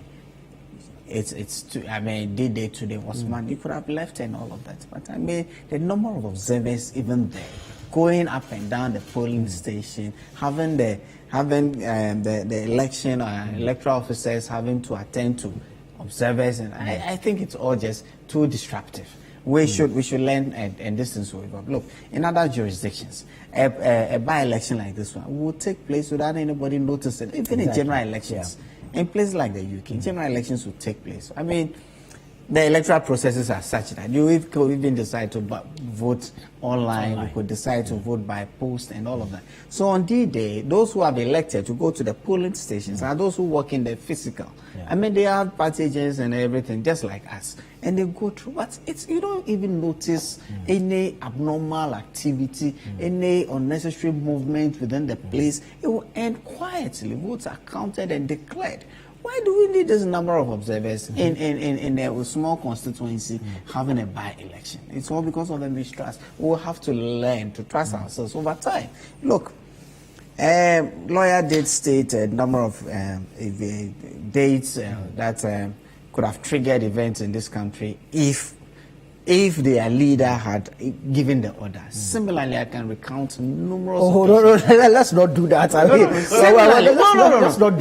not do that. I'm building up to this mistrust. I'm building to this mistrust. It's always us taking entrenched position. And sometimes we even forget about the bigger picture, the nation Ghana, that we all so love, that we all put ourselves up to serve when we get into frontline politics. right? We forget about a bigger picture, all because of this mistrust. There have been instances both ways that could have triggered this country. We thank God that we still remain in one big piece. We thank God these elections, I'm sure in the next hour, we'll get to know what the results are, and we'll go back to our lives, whether it's going to be 137 plus 1 tomorrow, whether it's going to be 138 plus 1, within the next hour, we'll get to know. Pretty soon we'll get to know. We'll trust our correspondent Calvis to bring us some of the results as he gets them. He would have to confirm them, of course. He's moving from polling station to polling station. But what it is that by-election Assin North today has happened. Voting has ended. Results have been sorted, counted, and the collation will be done. In certain areas, we are having the figures or the results provisionally already. But in studio with me, Honorable Inusa Fuseni from, not Inusa Fuseni, Issa Fuseni, a former member of Parliament of Kaikui North, and also a member of the NDC's legal team, Victor Adawudu, here with me in studio. Currently, we're discussing the disturbances or the incident that were today almost marred the election in Assin North. So we're hitting hard on the issue of mistrust, especially amongst the parties and, of course, for the police. I would wish that the parties will sit back, allow police do their work, because say we are in Assin North, police in Assin North will know almost everyone in Assin North. So if a foreign element comes in to foment trouble, he can easily be identified. Not so. So why are we going there with all these macho men and all, when we agreed after Ayawaso that this shouldn't happen again? No, you see, this is all embroidered in our cultural values. It's a cultural undertone. That is what we have imported into our politics. You know, when something happens to a relation or a family and you're not there to sympathize, or you have not been seen there, it means that you don't really care. I'm sure, once you've not been to Assin, to go with the party, to go and see the candidate, let him see you that I sympathize with you, what you are going through.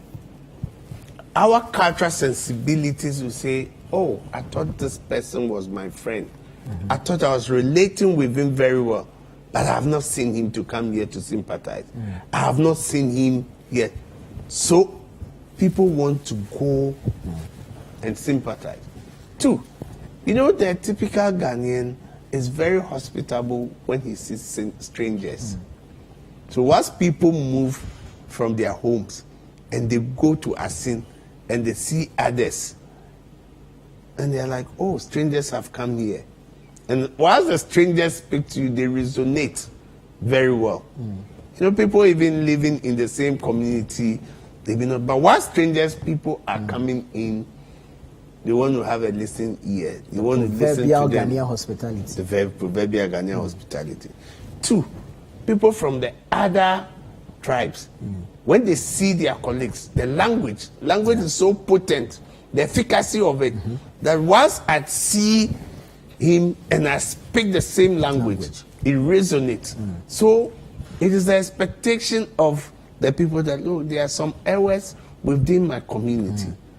I think I will need your assistance to come and speak to those errors and fraternals. When you're in Ghana, then we know about those tribes. When you live outside of Ghana, all you need to know is a guy is a Ghanaian, and you just...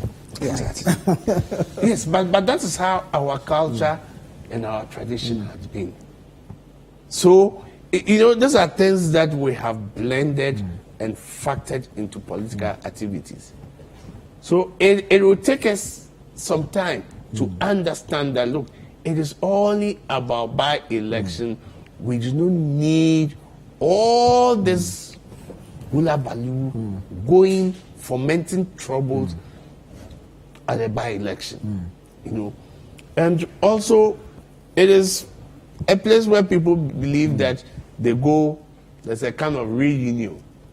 You know, I was looking at some of the pictures and I was like, I was telling somebody, because of the cultural sensibility, everybody goes, once he gets to Assin North, he posts a picture we are in Assin North. So I always ask that, are they really getting to the job that they want to do, or they are just going there to post pictures and say, I'm also in Assin North. Right. I'm working. I would go to Assin North.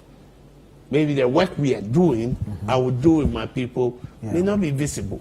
Yeah. But I just want to also show that I have been there. I have been, and That's the politics of it is also that there's people also always see the you to be populist approach. populist approach. So that at the end of the day, when the spoils or the largesse out of politics come, you should be also be able to have. So we may have. So you see, it's all still a this- problem of the mindset. What I can make from it. Exactly. It is because the opportunities are not there. What are the opportunities? And now, politics has become the avenue. Right. When there is going to be self-aggrandizement, people can easily make ends meet. People can easily make money. I always ask myself, there are things that sometimes, yes, I'll be a minister for 4 years or 8 years, or I'll be a chief executive for this. Does that mean that the rest of my life, what I ought not to do, I'll have to do that because I just want to be this for this number of years? But perhaps you make enough to cover the rest of your life. No. But you see, life, you lead life until our maker decides to take you. But I always believe in the law of karma. What you But people lose sight of that, and they believe. I've seen, sometimes I've seen a number of people, unempirical evidence, maybe look at it. I always ask myself, people that I knew, maybe from 93, who had been ministers, who had been MPs, who are still alive today. What is the kind of life, the lifestyle? Yeah. Some deteriorated. Yeah. And even if they tell you, so you sit down and you ask yourself, is this the way life's supposed to be? People who had also lived a considerable life, and you see what happens. I always tell people that, look, you may dip your hand into public coffers, your hands may be tainted, but you see, whilst it is social capital, what the people say, the law of karma, it hits back to you. So I think it is time we need to get this nation. Let's really think about the nation. Let's brainstorm. How do we want to move? How do we want to go? We are the same people, we complain, we get fatigued about the problem. But what would be the solution? Right. Are you getting it? What would be the solution? What do we want to do? What are we looking for? How do we progress? So that at the end of the day, the generation that will come after us would say our forebearers really did well. Yeah. The posterity, they will judge us. So it's a nation that I think Ghana is a very peaceful place. Number of people, when you travel outside or even you talk to people about Ghana, they want to come and stay in Ghana. Yeah. But I'm sure that the number of people from Ghana who wants to move out of this country. Clearly that will be on the high side. Are you getting it? Right. But so it tells you that leadership is failing the people. What the people... Now, look, I can tell you, the moment they know you are involved in politics, there's some kind of mistrust for you. Yeah. Because they think the politicians are all the same. There's a mistrust. The moment they get to know, unless they have known you for a while, they know that character-wise, your lifestyle, that is when they will have some modicum of trust for you. But the rest, they are the same people. They say the same people. Which I think is an indictment on that. And real people who will have to lead the cause.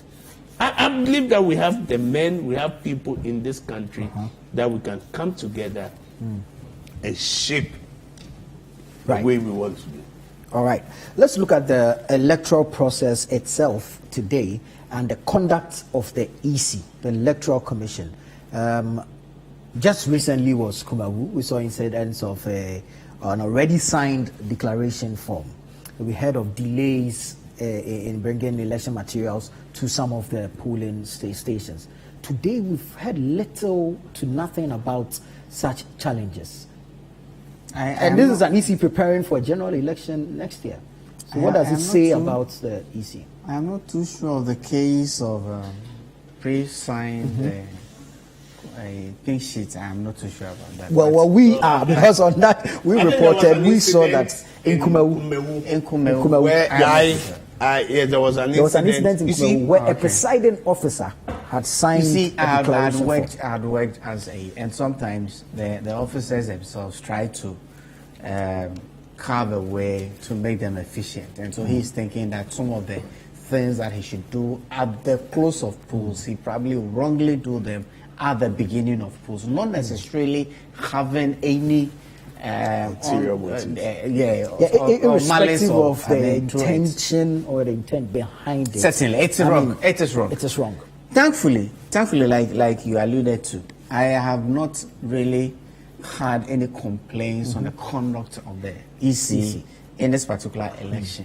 The materials arrived on time. Voting at most of the stations started on time, and the conduct, maybe I haven't. But I mean, the processes are still ongoing until the EC declares its collated results. I mean, we still have to wait to before then we can judge them, because like I said, the voting itself is important, but the collation and the collation, it's a point where a lot can happen. From my experience, both of you seem to agree. My experience, it is not the people who vote that determine elections; it's the people who count.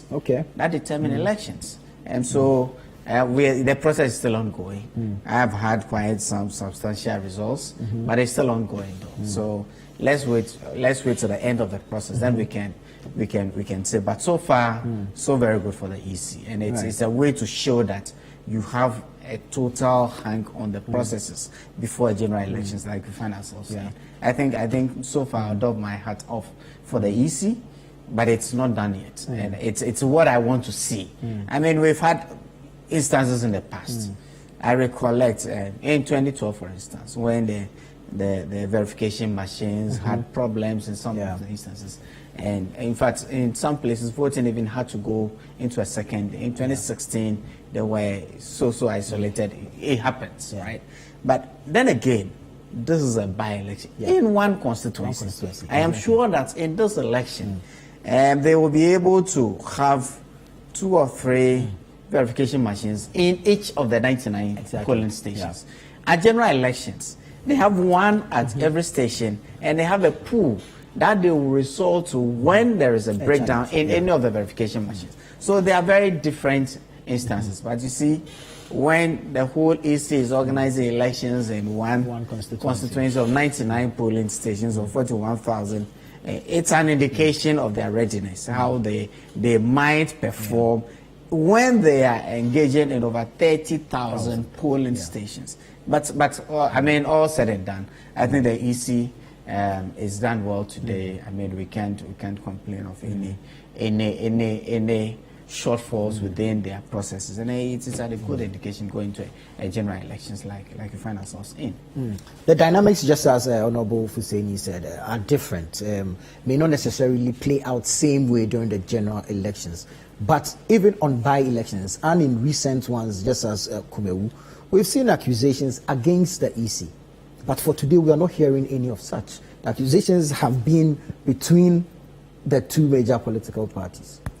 I think all eyes have been on this. The stakes are high.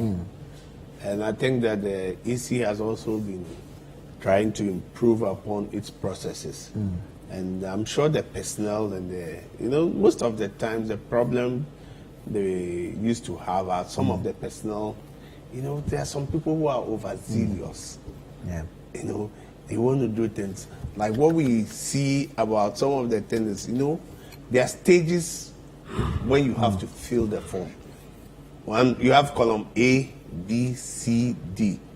You fill some of the forms, the columns before you even start voting. Yeah. Whilst after voting, you fill the rest and sign. You know, in a haste, some wants to get the things prepared, signed, because you know the moment they sort out, count, they finish. The polling agents, most of them, they even leave. Right. Right. So it becomes a problem to do the ballot accounting for some of the presiding officers. Right. So some out of, I mean, say, they just want to hasten things done. They want to get things done or signed before we count the distance. And that is the wrong way of doing things. I think that because of the high stakes in this election, they have also put their men who they know are very competent, who are there. And I think that this is not a constituency which is also in a very typical village, the constituency, where sometimes you have to travel the length of breadth. You know, you need to cross rivers, others before you go. So it's almost in the city, in towns, and they may not have so much problems as compared. And I think so far, we've not heard anything. This is what maybe we expect from them, that they recruit very competent people, people who do not look biased in doing their work. So I think that so far, so good. But I think the bigger thing is to be there, to be level playing field, so that nobody has that perception that you are against me, and then the field is not leveled for all of us. I think so far nobody has complained. I'm sure if there was anything, whilst all the parties are there with their leadership, the little thing heavily represented, they will have complained about EC. And I'm sure they are also putting their acts together. I think they also believe that they've been in the news for too many times for some bad reasons, good reasons and bad reasons, and they are learning how to mitigate the kind of bad press sometimes they may have. I'm sure that is what.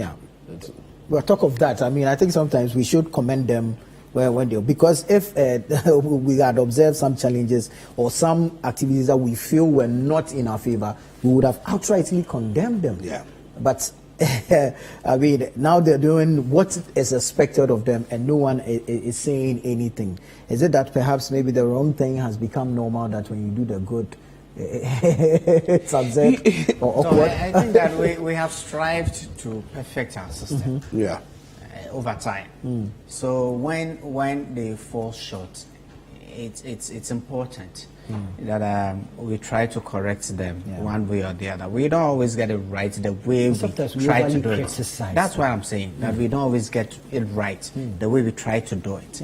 But over time, when you sit back sometimes, and when the people in charge have sat back and looked at the processes, they have tried to improve. It is normal for anybody in public service, right? Especially with sensitive positions like the Electoral Commission. They will have to strive for perfection. We cannot be perfect, but they have to improve upon performance. And I think that as a nation, once again, for me, I'm proud about what we have been able to achieve since 1992. I mean, if you ever went back to play in the archives of 1992 elections, how our processes have evolved from a time when I think urban areas had pictorial ID cards, rural areas didn't have. We had opaque ballot boxes. I mean, the whole processes have been improved. And one of the things that also helped make our processes transparent is what transpired in courts in 2013. And that is actually also something that we should actually pride ourselves with. We are not saying we are there yet, no, but we have come very far, and I think that we're on the right track. Some results coming in. This is the DA Primary School, Suyankumaso provisional results there. Charles Opoku of the NPP, 32-32. Benes Enyonam Sefenu Liberal Party Ghana 1. James Jachikwason of the NDC 120. This is from the DA primary school. Let's DA primary school is Suankumaso. DA primary school is Suankumaso. Provisional results there. Enia Kraga DC primary. Provisional results. Charles Opoku 64. Bernice Enyonam Sefenu 2. James Jachikweisen 88. Enia Kraga DC primary school. Provisional results there. Let's move to Assin Afrana Sekwesiedu Center. Charles Opoku of the NPP 153 153. Bernice Enyonam Sefenu LPG, she had 3.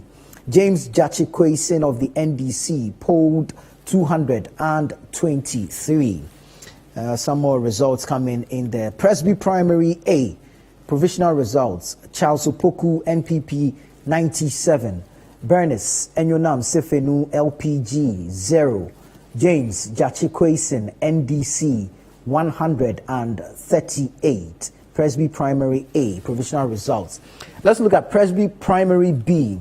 Charles Opoku, NPP, 100. Bernice Enyonam Sefenu, LPG, 0. James Jachikweisen, NDC, 128. Presby Primary B. DA Primary School, Ashreso. DA Primary School, Ashreso. Charles Opoku, 48. Bernice Enyonam Sefenu, 1. James Jachikweisen, 342. DA Primary School, Ashreso. Charles Opoku, 48 over. Let's look at Assin Indiase. We have Charles Opoku of the NPP, 192. Bernice Enyonam Sefenu of the LPG, 1. James Jachikweisen of the NDC, 273. Assin Indiase, Charles Opoku, 192. Bernice Enyonam Sefenu, 1. And James Jachikweisen, 273. So there you have it. Some more provisional results there coming in from the Assin North by-election. And so far, looks like James Jachikweisen is leading. Per the results we have seen so far, James Jachikweisen is leading. Per the results we are seeing now. It smiles for some and not so happy faces for others. But I mean, that's the essence of a competition. There will be a winner at the end of the day. And we hope it goes on like this even into the general elections, as peaceful or not, I mean, generally largely peaceful as we're seeing it. For the Electoral Commission, barring any by-election and local level elections, it will take them 4 years to organize an election again. That's the cycle we operate. Now, for an institution that should be, I mean, conducting elections for the country, 4 years, is it too much a space? Won't they get... But there's also the local elections. That's what I'm saying, that barring the local, we are yet to see one recently. No, there's one coming also up. The district assembly election is coming up recently. Coming up. Yes, but I'm looking at the scale. The scale of the election. The preparation towards the general elections, it probably takes well over 2 years. I think the team has put together provisional figures, total of provisional figures for 9 polling centers. And that's on your screen now. Charles Opoku of the NPP, 1,005. Charles Opoku, NPP, 1,005. Bernice Enyonam Sefenu, 9. Bernice Enyonam Sefenu, 9. James Jachikweisen of the NDC, 1,737. James Jachikweisen of the NDC, 1,737. The results are still coming in. This is 9 polling stations. So that means we still have 90 more polling station results to collate. As we have observed already, I mean, James is in the lead, but the margins not so big. Not so big. Yeah. Were we expecting a close race as we are seeing? From what I'm hearing from Assin Fosu, I think that we may even be doing more than the 55%. And I think that the young man Charles Opoku will be doing around 40 something. That's what That's what you are picking up. Yeah, that's what I'm picking up. So you're in a comfortable age. And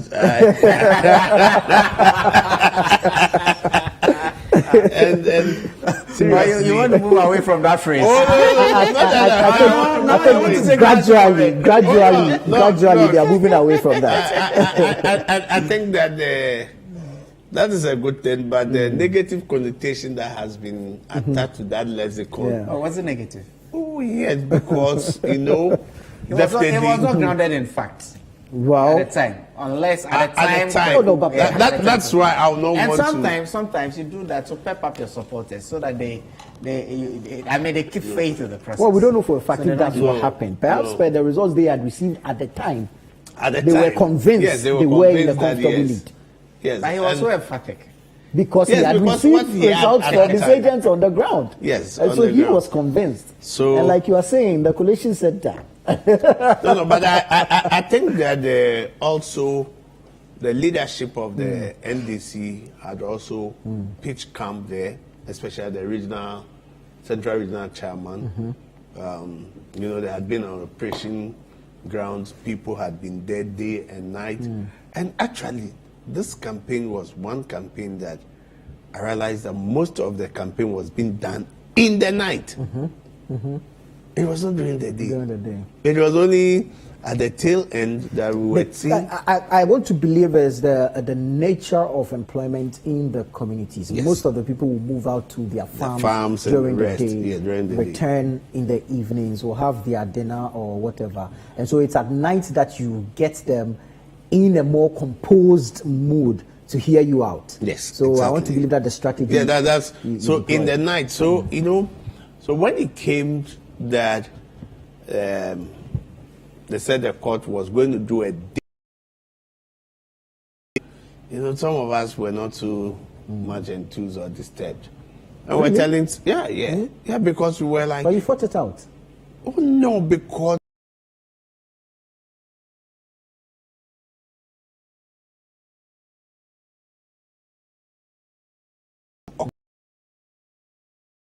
Documents that had to be given, disclosed, have not been disclosed. Then all of a sudden, the prosecution is ready and wants to move at a very fast pace. You know, definitely it will raise eyebrows.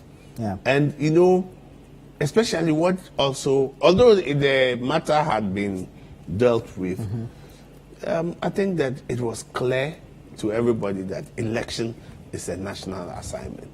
It's a national duty. And we should be given the fair opportunity. I remember this case versus the NPP versus GBC, you know, at that time. You know, during 1993, 96 going, even to give them space to go to GBC to even broadcast their message. You know, all sort of things were being impediment put in their way. Yeah. And the court was clear that you want to sell your message. You want to show the leadership qualities and everything. So why was it being done? So it is what raised the eyebrow was the deal. So I was just telling some of my colleagues and the people, the comrades, I said, look, if the election is mostly in the night, even if we come to court, the campaigning, you mean? Yeah, the campaigning. Yeah. If he comes to court, in the night he can still go and campaign in Assin and come back. But that will have so much of a toll on him as a person, as a human being. You see, nothing comes easy on silver platter. Right. You know, once there will be victory, you know, the battle will be, the tougher it is, the greater the sweeter the victory. Yeah, the sweeter the victory. You have gone through a battle. Yeah. And you know that, look, yes, God has been on my side and the victory. And I'm sure that at the end of the day, the Chikwesen will give thanks to his maker for taking him through this process. I'm sure that whilst he has gone through this, he will also know how gratifying it is and how people stood by him. I'm sure it's a phase of his life is gone through. He's the one who has a ministerial appointment even before the general elections. Well, the former president has promised that should he win, he's going to make him a minister. You see, everybody is appointed. It is only God who anoints.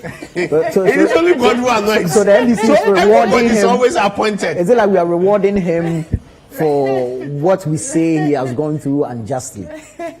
You see, the injustice. Where's the injustice? You see, what we are saying is that is the perception. I've said that in the court of public opinion. Are you getting it? Yeah. That weighs heavily. It weighs heavily. Yeah. I can tell you that once the public opinion weighs heavily against all other things that are being done. That is why people even say that the president says, come 2024 or 2025, if I win, God gives me this election, I shall appoint you. And when I appoint you, it's just like the biblical Joseph. His people didn't want, but at the end of the day, when he got there, he remembered. And so I think that maybe it is a way God has taken him through, so that at the end of the day, he will be elevated, that he can serve his people and serve them right. And I'm sure that by this time, the situation should be smiling. He should be, because I think the figures, warming the soup. Oh yeah, I think the figures we are seeing, may even go more than what was expected because of the close nature of the election. I think that he's done so well. He's taking Breku, Praso, and the rest is taking. And the other settlements, when he takes them, I'm sure it's a done deal for him. It should be. It should be. It's just that the LPG lady that I thought that she may do well within the Ewe communities there, but I'm not seeing that. Oh no, but I see you've been checking your phone a lot. You're also getting some results, I'm sure. Obviously. Are we still smiling? Like this? Oh, whatever happens. The smile. I mean, Ghana is always a winner.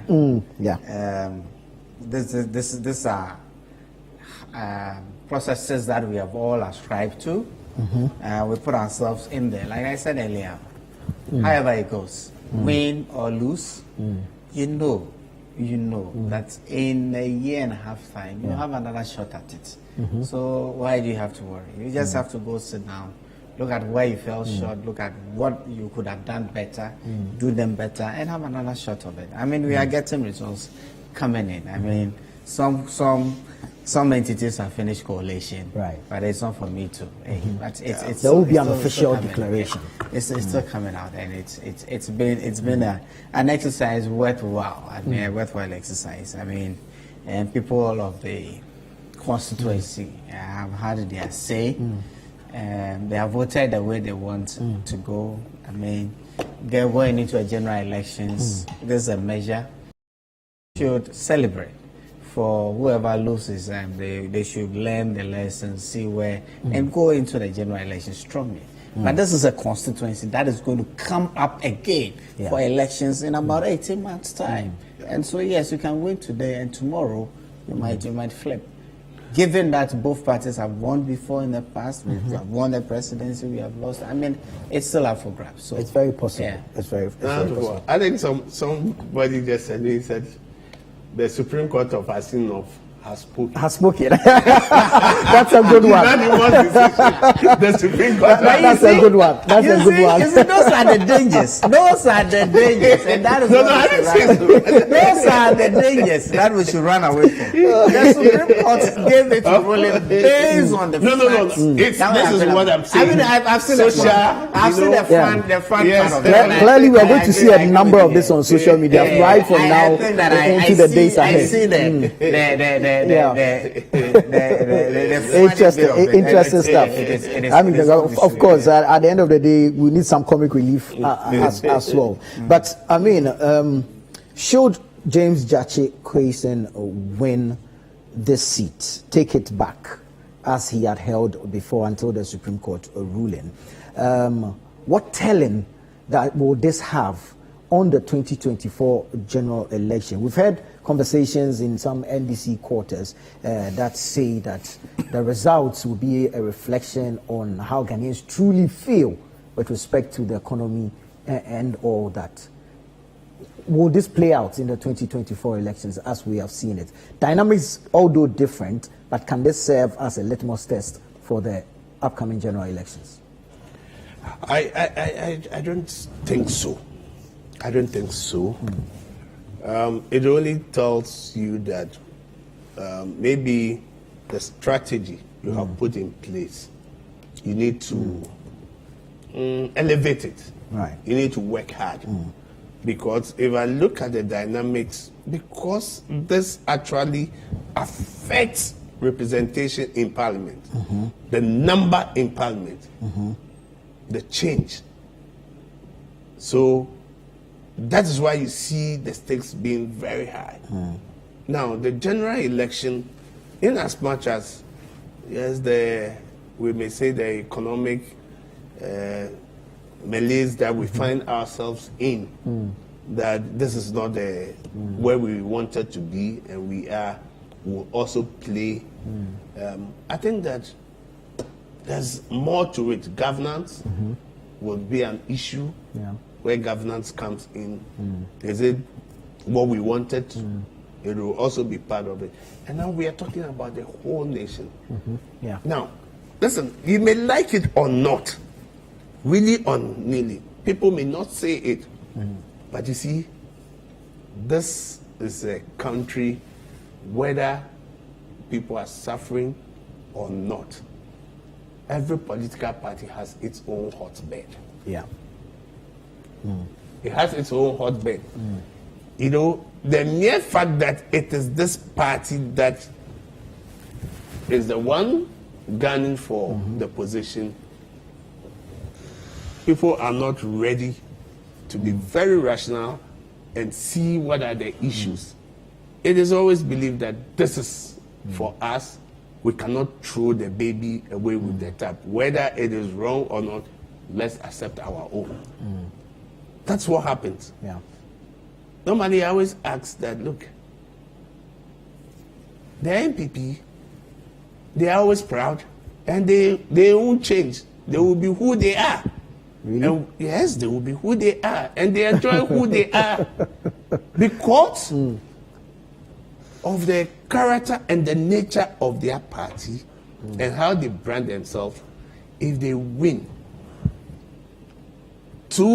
now that it's been divided into 16 regions, but when it used to be 10 regions, if they win 2 regions with the little from others, I'm going to need they are you to, almost there. I'm going to need you to We hold may on. win.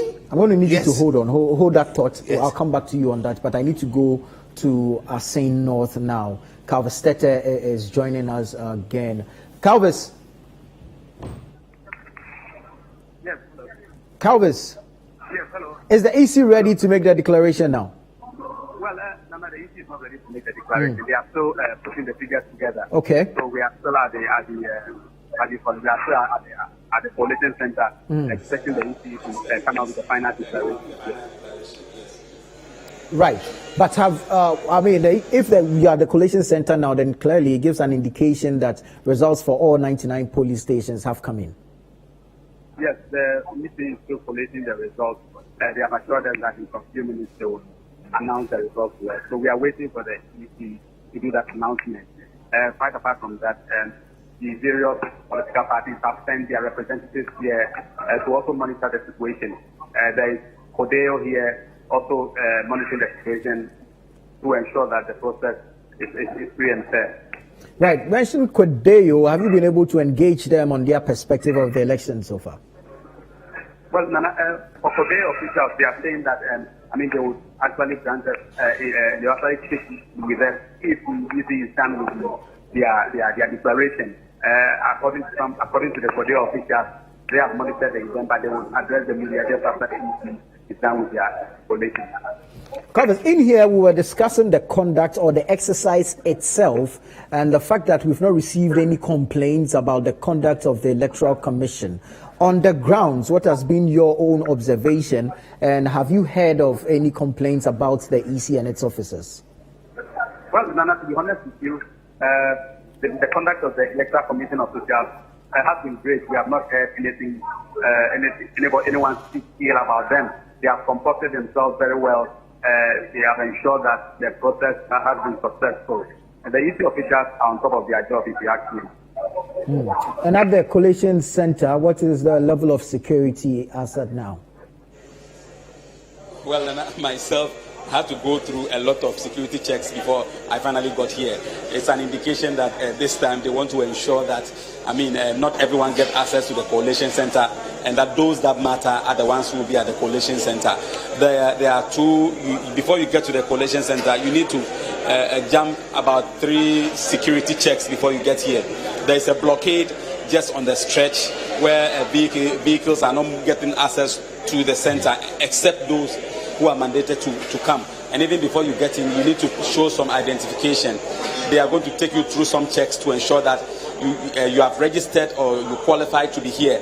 Earlier on, the Electoral Commission opened, they give accreditation to individuals who want to be at the collation center, particularly the media and those that matter. So before you get here, they will take you through those checks to ensure that your name is in the list before you get to the collation center. So it's a tedious process. That is why it's not anyone who will get access here. They are doing this just to ensure that the area is safe. Right. Now, we've seen the representation in the constituency. I'm talking about the various political parties and the men they have deployed into the constituencies.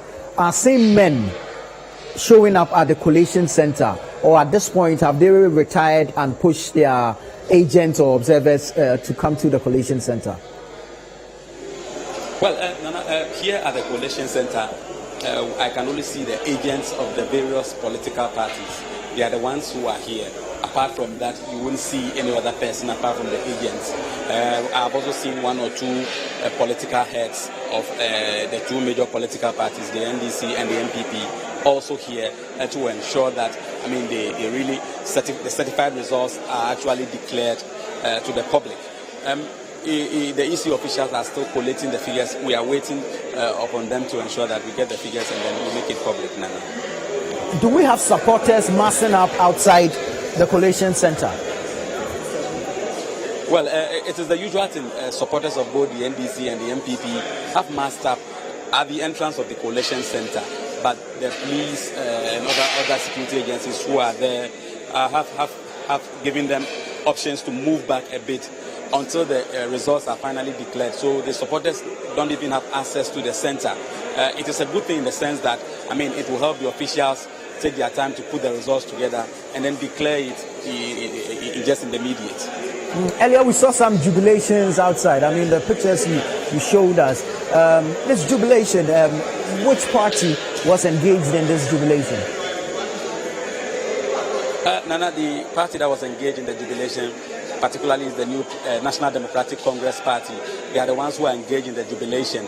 The result that was declared within Assin Breku, according to them, is an indication that they are on top of the issues, they are on top of the game, and they are winning. So supporters of the NDC were actually jubilating in support of the victory that they believe is coming for them. For the candidates themselves, James Jachik-Kwesen, Charles Opok, and Sefenu, have you seen any of them at the collation center? Well, I've not seen the 2 main candidates. I've not seen them here. I believe they are, by this time, they are making their way to the collation center. Earlier, I saw Charles Opoku in town, so I am sure that in some few minutes they will be here to also be a witness to what is going to happen. Nana. We're hoping to have the results of 99 polling stations declared by the EC in a matter of minutes. But your general observation, even as we prepare for this, if I should ask you, will be what?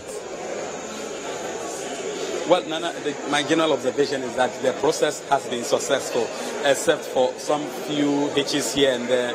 The incident that happened at Assin Praso, and then earlier on the incident that happened at Assin Breku, where the MPP accused the NDC, where the NDC accused the MPP of sharing money. And then the Assin Praso incident where some macho men from both the NDC and MPP engage each other, resulting in the shooting of one person. These are the key issues that have been happened during the day. But quite apart from that, the process itself has been successful here in the Assin North constituency. The various political heads are all here. The National Democratic Congress, I've seen most of their members of parliament here to support what is happening, the same as the New Patriotic Party. So it's an indication of how important this particular declaration is to both parties, Nana. All right, Carlos, we'll be coming back to you shortly for the declaration by the EC. But thank you so very much for all the work you've been doing so far. And we trust that you bring us the final declaration, even as the EC puts its final figures together to make that announcement. Thank you so very much, Calvis Tete, our Central Regional Correspondent there, currently stationed at the Collation Center, waiting for the Electoral Commission to wrap up its collation, have a total or final figure, and make that official declaration as to who will be seeing in Parliament soon as representative for the people of Assin North. In studio, we've been joined by Musa Dankwa.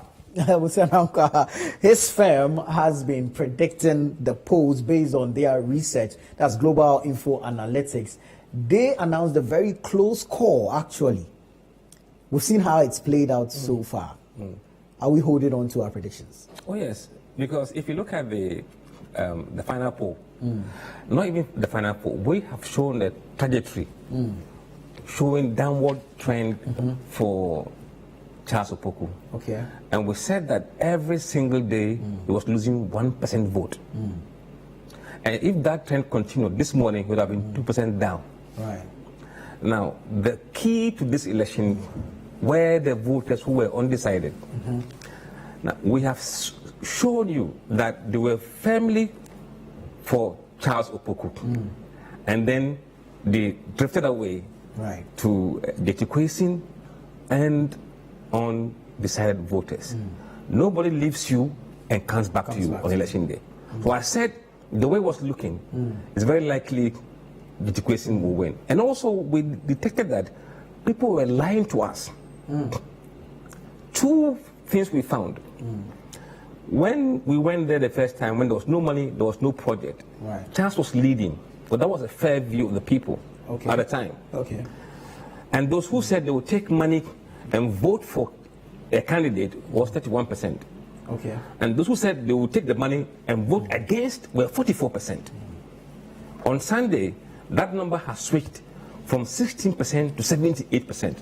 So those who said they would take the money and vote for you has shot up to 78%. And if that was really a true intention, then Charles should have been leading the race, not too close the way we saw it.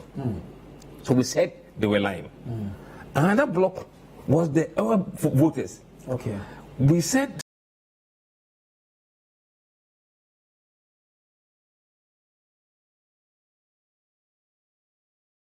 to vote for NDC. But while they were voting for MPP, we were shocked. So we said that this could be a source of error for the poll. And what has happened now, if you add the people who are undecided and make some small adjustment in the poll by those who were lying to us, I think the results were... The initial prediction, you had some... No, we didn't make prediction. No, we just put the poll number. The poll you put out. Charles was leading by 1.1%. And the margin of error was 1.9. So we can't say nobody's leading because the margin of error is within the margin. So it was a tie, we said. Then you have some 6% undecided. Undecided. So they were the ones who created this landslide, or well, effectively this big win. Right. And this 6% are undecided. You say that out of the 6%, on a daily basis, Charles was losing from there. Yes.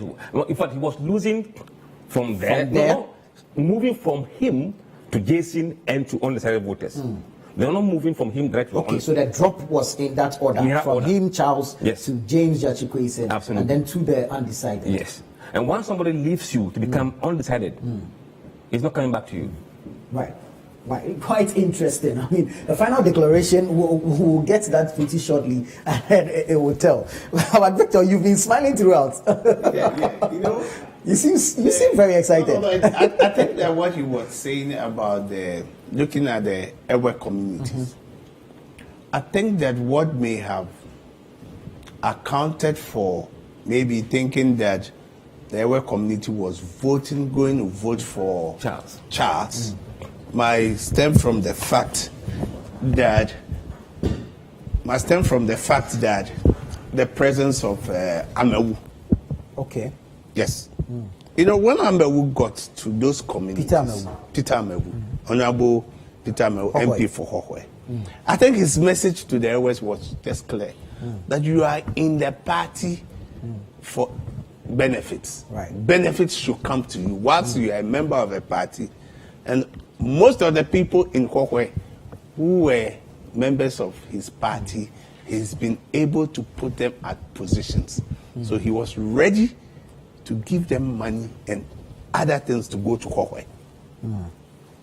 But I think what changed was that the whole voter regional executives, the MPs, all from the Ewe communities descended to Assin North, to the Ewe communities. So, like I was telling you, normally when you speak the language, it resonates with the people, the efficacy of language.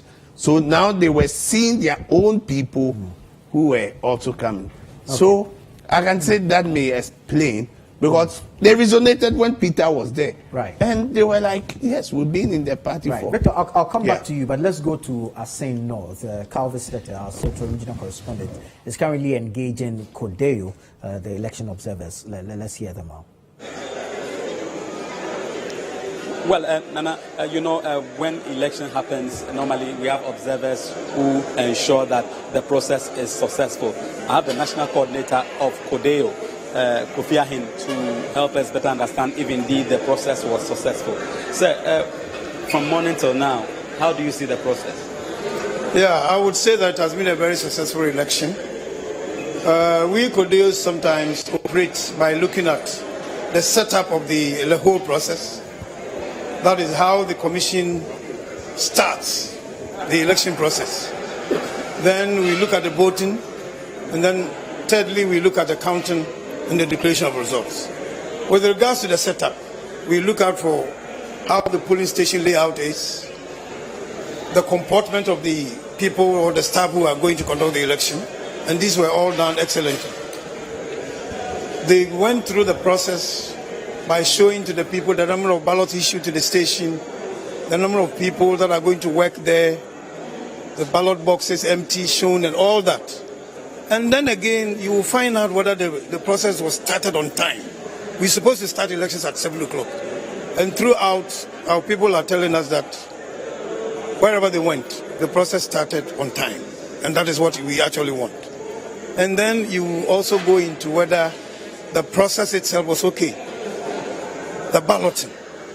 Did anybody complain that the name wasn't in the register? We never had anything like that. That means the PVDs were working. Those days, sometimes when you went to the polling station, you put your hand there several times and then you'll be rejected. But thank God, the registers were accurate, and nobody, I was told, went to the station and was told that the name was not in the register. So that's a good sign that we are actually doing a good job. And again, they didn't waste too much time at the various polling stations. It took an average of about 3 minutes to go through the process. And I think it's because the EC heeded the advice of reducing the number of polling stations, especially in the urban centers, and again, of course, in the hinterlands as well. When you do that, you will reduce the time of voting, and again, you will have voting closing early so that you can count the ballots and declare results. And this is exactly what happened. I believe with all these successes, they're going to translate this into the national election. Of course, this is a by-election. So normally, you'll be tempted to say that things were very okay. But of course, the fact is that if the register is not good, whether it's a by-election or not, it will show. So my prayer is that with this success that we have chalked, we're going to make sure, or they are going to make sure, that in the 2024 elections, things are going to work smoothly like we saw today. When it comes to the comportment of the people, the voters, it was excellent. We had a few skirmishes here and there, and that is normal with every election. We were told there were some gunshots, and up to now, we cannot put our fingers on what actually happened. And I believe the police will be capable of handling that, so we will leave that to them. We don't know what happened. But it will be good if they can investigate and tell the general public what happened and these guns were fired. I think it will be good for everybody to know. So generally, I would say that we had a good election. And my prayer is that this will be replicated in future. Okay, sir. So looking at the incident that happened earlier, do you believe in a way it marred the process? I wouldn't say it marred the process because I think the police were on hand to put things right. But let me say one thing. I heard a lot of people talk about monies exchanging hands, being given to voters. And that is a very bad sign. It's been happening, people have been talking about it, but we are still doing it. And I think if we are not careful, this will spoil the democracy that we are building. How can you give money to a voter to go and cast a ballot for you? Does it mean that when you go to parliament, what are you going to do? Are you going to, it's surely a bad sign. And I think politicians and civilians should talk about this and we find a solution. Because it's been happening many a time and I don't think we can continue doing that. It's not good for our democracy. But then the MPP is denying the allegations that they were not paying monies to people to vote for them. Look, it's always a question of the parties. It's not only one party that does it. Let me be honest with you. I've been in the electoral process for a very long time. And if anybody tells you it's one party that does it, that is a wrong impression. They all do it. Sometimes the question of how capable are you? The highest bidder. How much money do you have to be able to pay? But it is a thing that is done by every Tom, Dick and Harry. It's not restricted to one party. Whether it's a time, this is stop. It is not good. It is not good to pay somebody money to go and vote for you. I don't think it's good. Yeah. So what would be your recommendation going forward? My recommendation going forward is that the EC should build on what they've done today, especially with the register. They say that when an election can be good or is going to be good, it depends on and finding their names and not wasting too much time. This happened today. And I told you that people were wasting about 3 minutes, sometimes 2.5 minutes, and then they are disposed of and they go away. So it means that measures were put in place and they were working effectively. If, for example, in 2024, the registers can be reduced further so that they can close the election by 4 p.m. and the counting can go on before darkness set in, that would be a very good example for a good Electoral Commission to follow. So I'm particularly happy that we are moving forward, and I recommend that the good things that we recorded in this by-election should be repeated in the next election. Thank you so much, sir. Yeah, so that is the collation of domestic election observers there. According to them, the process has been successful, except for the challenges that happened at Kraso, where the two macho men from both parties engaged each other. They are saying they believe the Electoral Commission should work on improving the process, in the sense that this has been successful. They believe the Electoral Commission can still do better, even going into the 2024 elections. How soon are we expecting the EC to make the final declaration? Well, Nana, the EC is wrapping up its activity. They are wrapping up whatever details they want to give to the public. So I've seen some of the EC officials walk in and out, which is an indication that they are putting things in order. So in some few minutes, I believe we'll hear from the Electoral Commission. All right, Calvers, we'll be standing by, and then we'll come back to you for that information. But yes, thank you so very much for what you've done so far, the work you've done so far, covering the length and breadth of Assin North, bringing us up to speed with all the details regarding the by-election in the constituency. We've received a number of results and so far put together, although provisional suggests that James Jachikwesin of the NDC is in a commanding lead. They don't like it when we say comfortable lead, so we'll use commanding lead. But yes, Musa Danko of Global Info Analytics has joined us in studio. Victor Adawudu is still here, member of the NDC legal team, and Issa Fusaini, former member of Kaikwe North on the ticket of the MPP, is also here with us. Victor, let me come back to you. We're making the point, as Musa had suggested, that the Ewa people in the constituency had lied during the polling stage when they were doing their research, and you sought to give an explanation to why that may have happened. It's not that they lied. I think the mindset, they were trying to change their mindset, and the person who was put forward was the Honorable Peter Amewu, because he's a living example that whilst you go to Hohwe, you know, he has actually, what was put in Hohwe, he has transformed Hohwe, willy or nilly. Yeah. Right?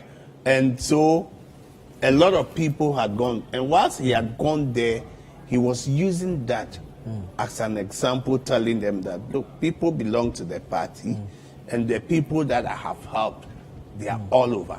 So I'm even ready to give you money, go to Hohwe and come and tell the good story.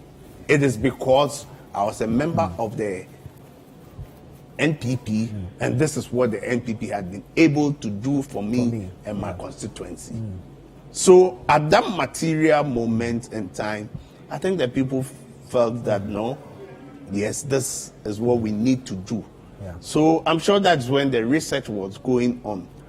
But when our people also moved from the Volta region, the MPs, almost every MP from the Volta region was there. And you know, we have different dialects within the Ewe communities. Everybody was there, the executives were there. They spoke to them. Their relations, some of them even see that they are relations. So they took the opportunity to visit them. And I'm sure that is what tilted the scales compared to what actually the survey at the time was predicting. Yes. Right, Musa. So, I mean, final results are yet to be declared, but I'm sure you have your officers on the ground who have picked some results and transferred same to you. You left a margin of error of 1.9%. Has it reflected today? I think we should understand how margin of error is applied and where it can become irrelevant. Right. When you have a large chunk of people who say they are undecided, the margin of error is irrelevant. Right. When you have a small margin of error and there are no people sitting in the undecided, then you can apply that. Yeah. In this case, it's completely out the window because you couldn't, because the margin of error was determined before the poll started. Right. Right? So if people had got a very small number of people who are undecided, then you could use the final poll number and do the predictions. Right. But once you have margin of error, which is the difference between the first and second, less than a margin of error, you cannot do any predictions without looking through other factors. Okay. So if you look at the commentary, in fact, when I was here with Ben yesterday, I said to him that if he pushes me to the wall, I will say that James Jachikwesin would win. Why? I gave reasons. Okay. Those reasons will not be picked by the poll. My intelligence will pick while we're doing this poll. One is the people lying about their true voting intention, right? Taking money and not voting for you. Not voting for you. That was key. And demography that we thought is unusual for the Jachikwesin to lose, and definitely I don't think he lost them. If he had lost them, he would have lost the election today. Okay. He won the vote, no doubt. I also made mention that it is very critical that the Chikwesi Charles Opoku finds a way of driving out young voters to vote. Okay. They were the bulk of his supporters. Right. Young voters are deceptive, unreliable voters. When they are behind you, you must find a way of getting them out to vote. So this morning I was asking whether the queue is young people or older people, and they said they are older men. I said that's it. Right. So from what is happening in the queue, you could see what is going to happen. So from the morning, I knew the Chikwesi was going to win because there were no young men in the queues going to vote. Right. We're going to have to wrap it up here, but briefly, Victor, your final words on this entire Assin North by-election in just about a few seconds. Then I can take from Isa and then Musa as well. For me, I think that it is joy that James Deti has won, and the people of Assin North has spoken. I think also that one lesson that we learned as ruling government is that when the people decide to vote against you, we should learn lessons why every time the electorate decides to be with us or vote against us. And I'm sure the obscene use of money and the rapid development that just came in a couple of weeks, the people were infuriated. They were not happy with it. Right. And I think they have spoken. So for you, tomorrow is holiday, victory party. So it's a victory party. You send us the time and location. So it's each, we have each, and at the same time, the victory party. And I'm sure it has started. Nice one. Yes, nice one. Nice it has started. Isa, are we still killing the cattle for you tomorrow? That is something that it will happen. But I think that people have spoken.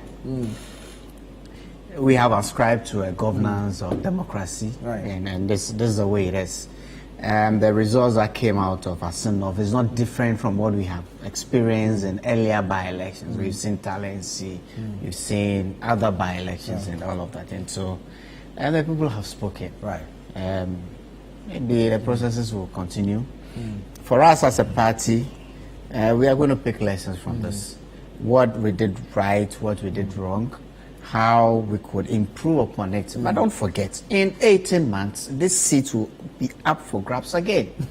In 18 months. We're lacing our boots for that. That's strictly. I mean, the next election starts right after the end of it. I mean, today, preparation for December 2024. All right. It started already. All right. And so we have another chance. We'll have another shot at it. And as a government, I mean, this is the people have spoken. Right. We will learn from it. Right. And make sure that the breaking the 8, the dream of breaking the 8, is still kept alive, and we are able to break the 8 going forward. So that's for Charles Opoku and Assin North. Okaikwe North, are we coming back? Sure. Oh wow! You didn't know this? No, we are coming back like a kite. Oh, we are coming back like a kite, and it's going to be. I mean, for the shortfalls that we experienced in 2020, for us as a party, we keep saying every time the new patriotic party stands united, we win the elections. All right, thank you very much, Musa. I mean, finally, your final closing remarks on this one, and of course, with respect to honesty during service, such as what you do. I feel sorry for Charles Opoku because it was for him to win, and the MPP cost him. Right. Yes, I think he was the best guy to win a race for the MPP. But the strategy they adopted as enough really made people angry and infuriated. Right. And I think he got punished for that. Right. All right. Thank you very much. Well, it's been a very long road for both of the two parties involved. I mean, the main parties involved, the NDC and the MPP. James Chikwesi, and of course, all the legal back and forth he's had to go through. Hopefully, we get to hear that final declaration by the EC that will give credence or officialdom to the results we've had so far. But it's been quite an interesting conversation in the studio here with Victor Adawudu, member of the NDC's legal team, Isa Fuseini, Honorable, former member of Parliament for Kaikwe North, and Musa Dankwa of Global Info Analytics. They have been running the surveys and the polls on all the elections, and of course, come if not 100%, pretty close to the final results that we have seen. My name is Nanatufo Boateng. There will be more on CNR, which comes up very shortly. We'll be crossing over to Assin North to bring you that declaration by the Electoral Commission. Ever grateful to you for choosing Citi TV. Continue watching Citi TV. Have a good evening.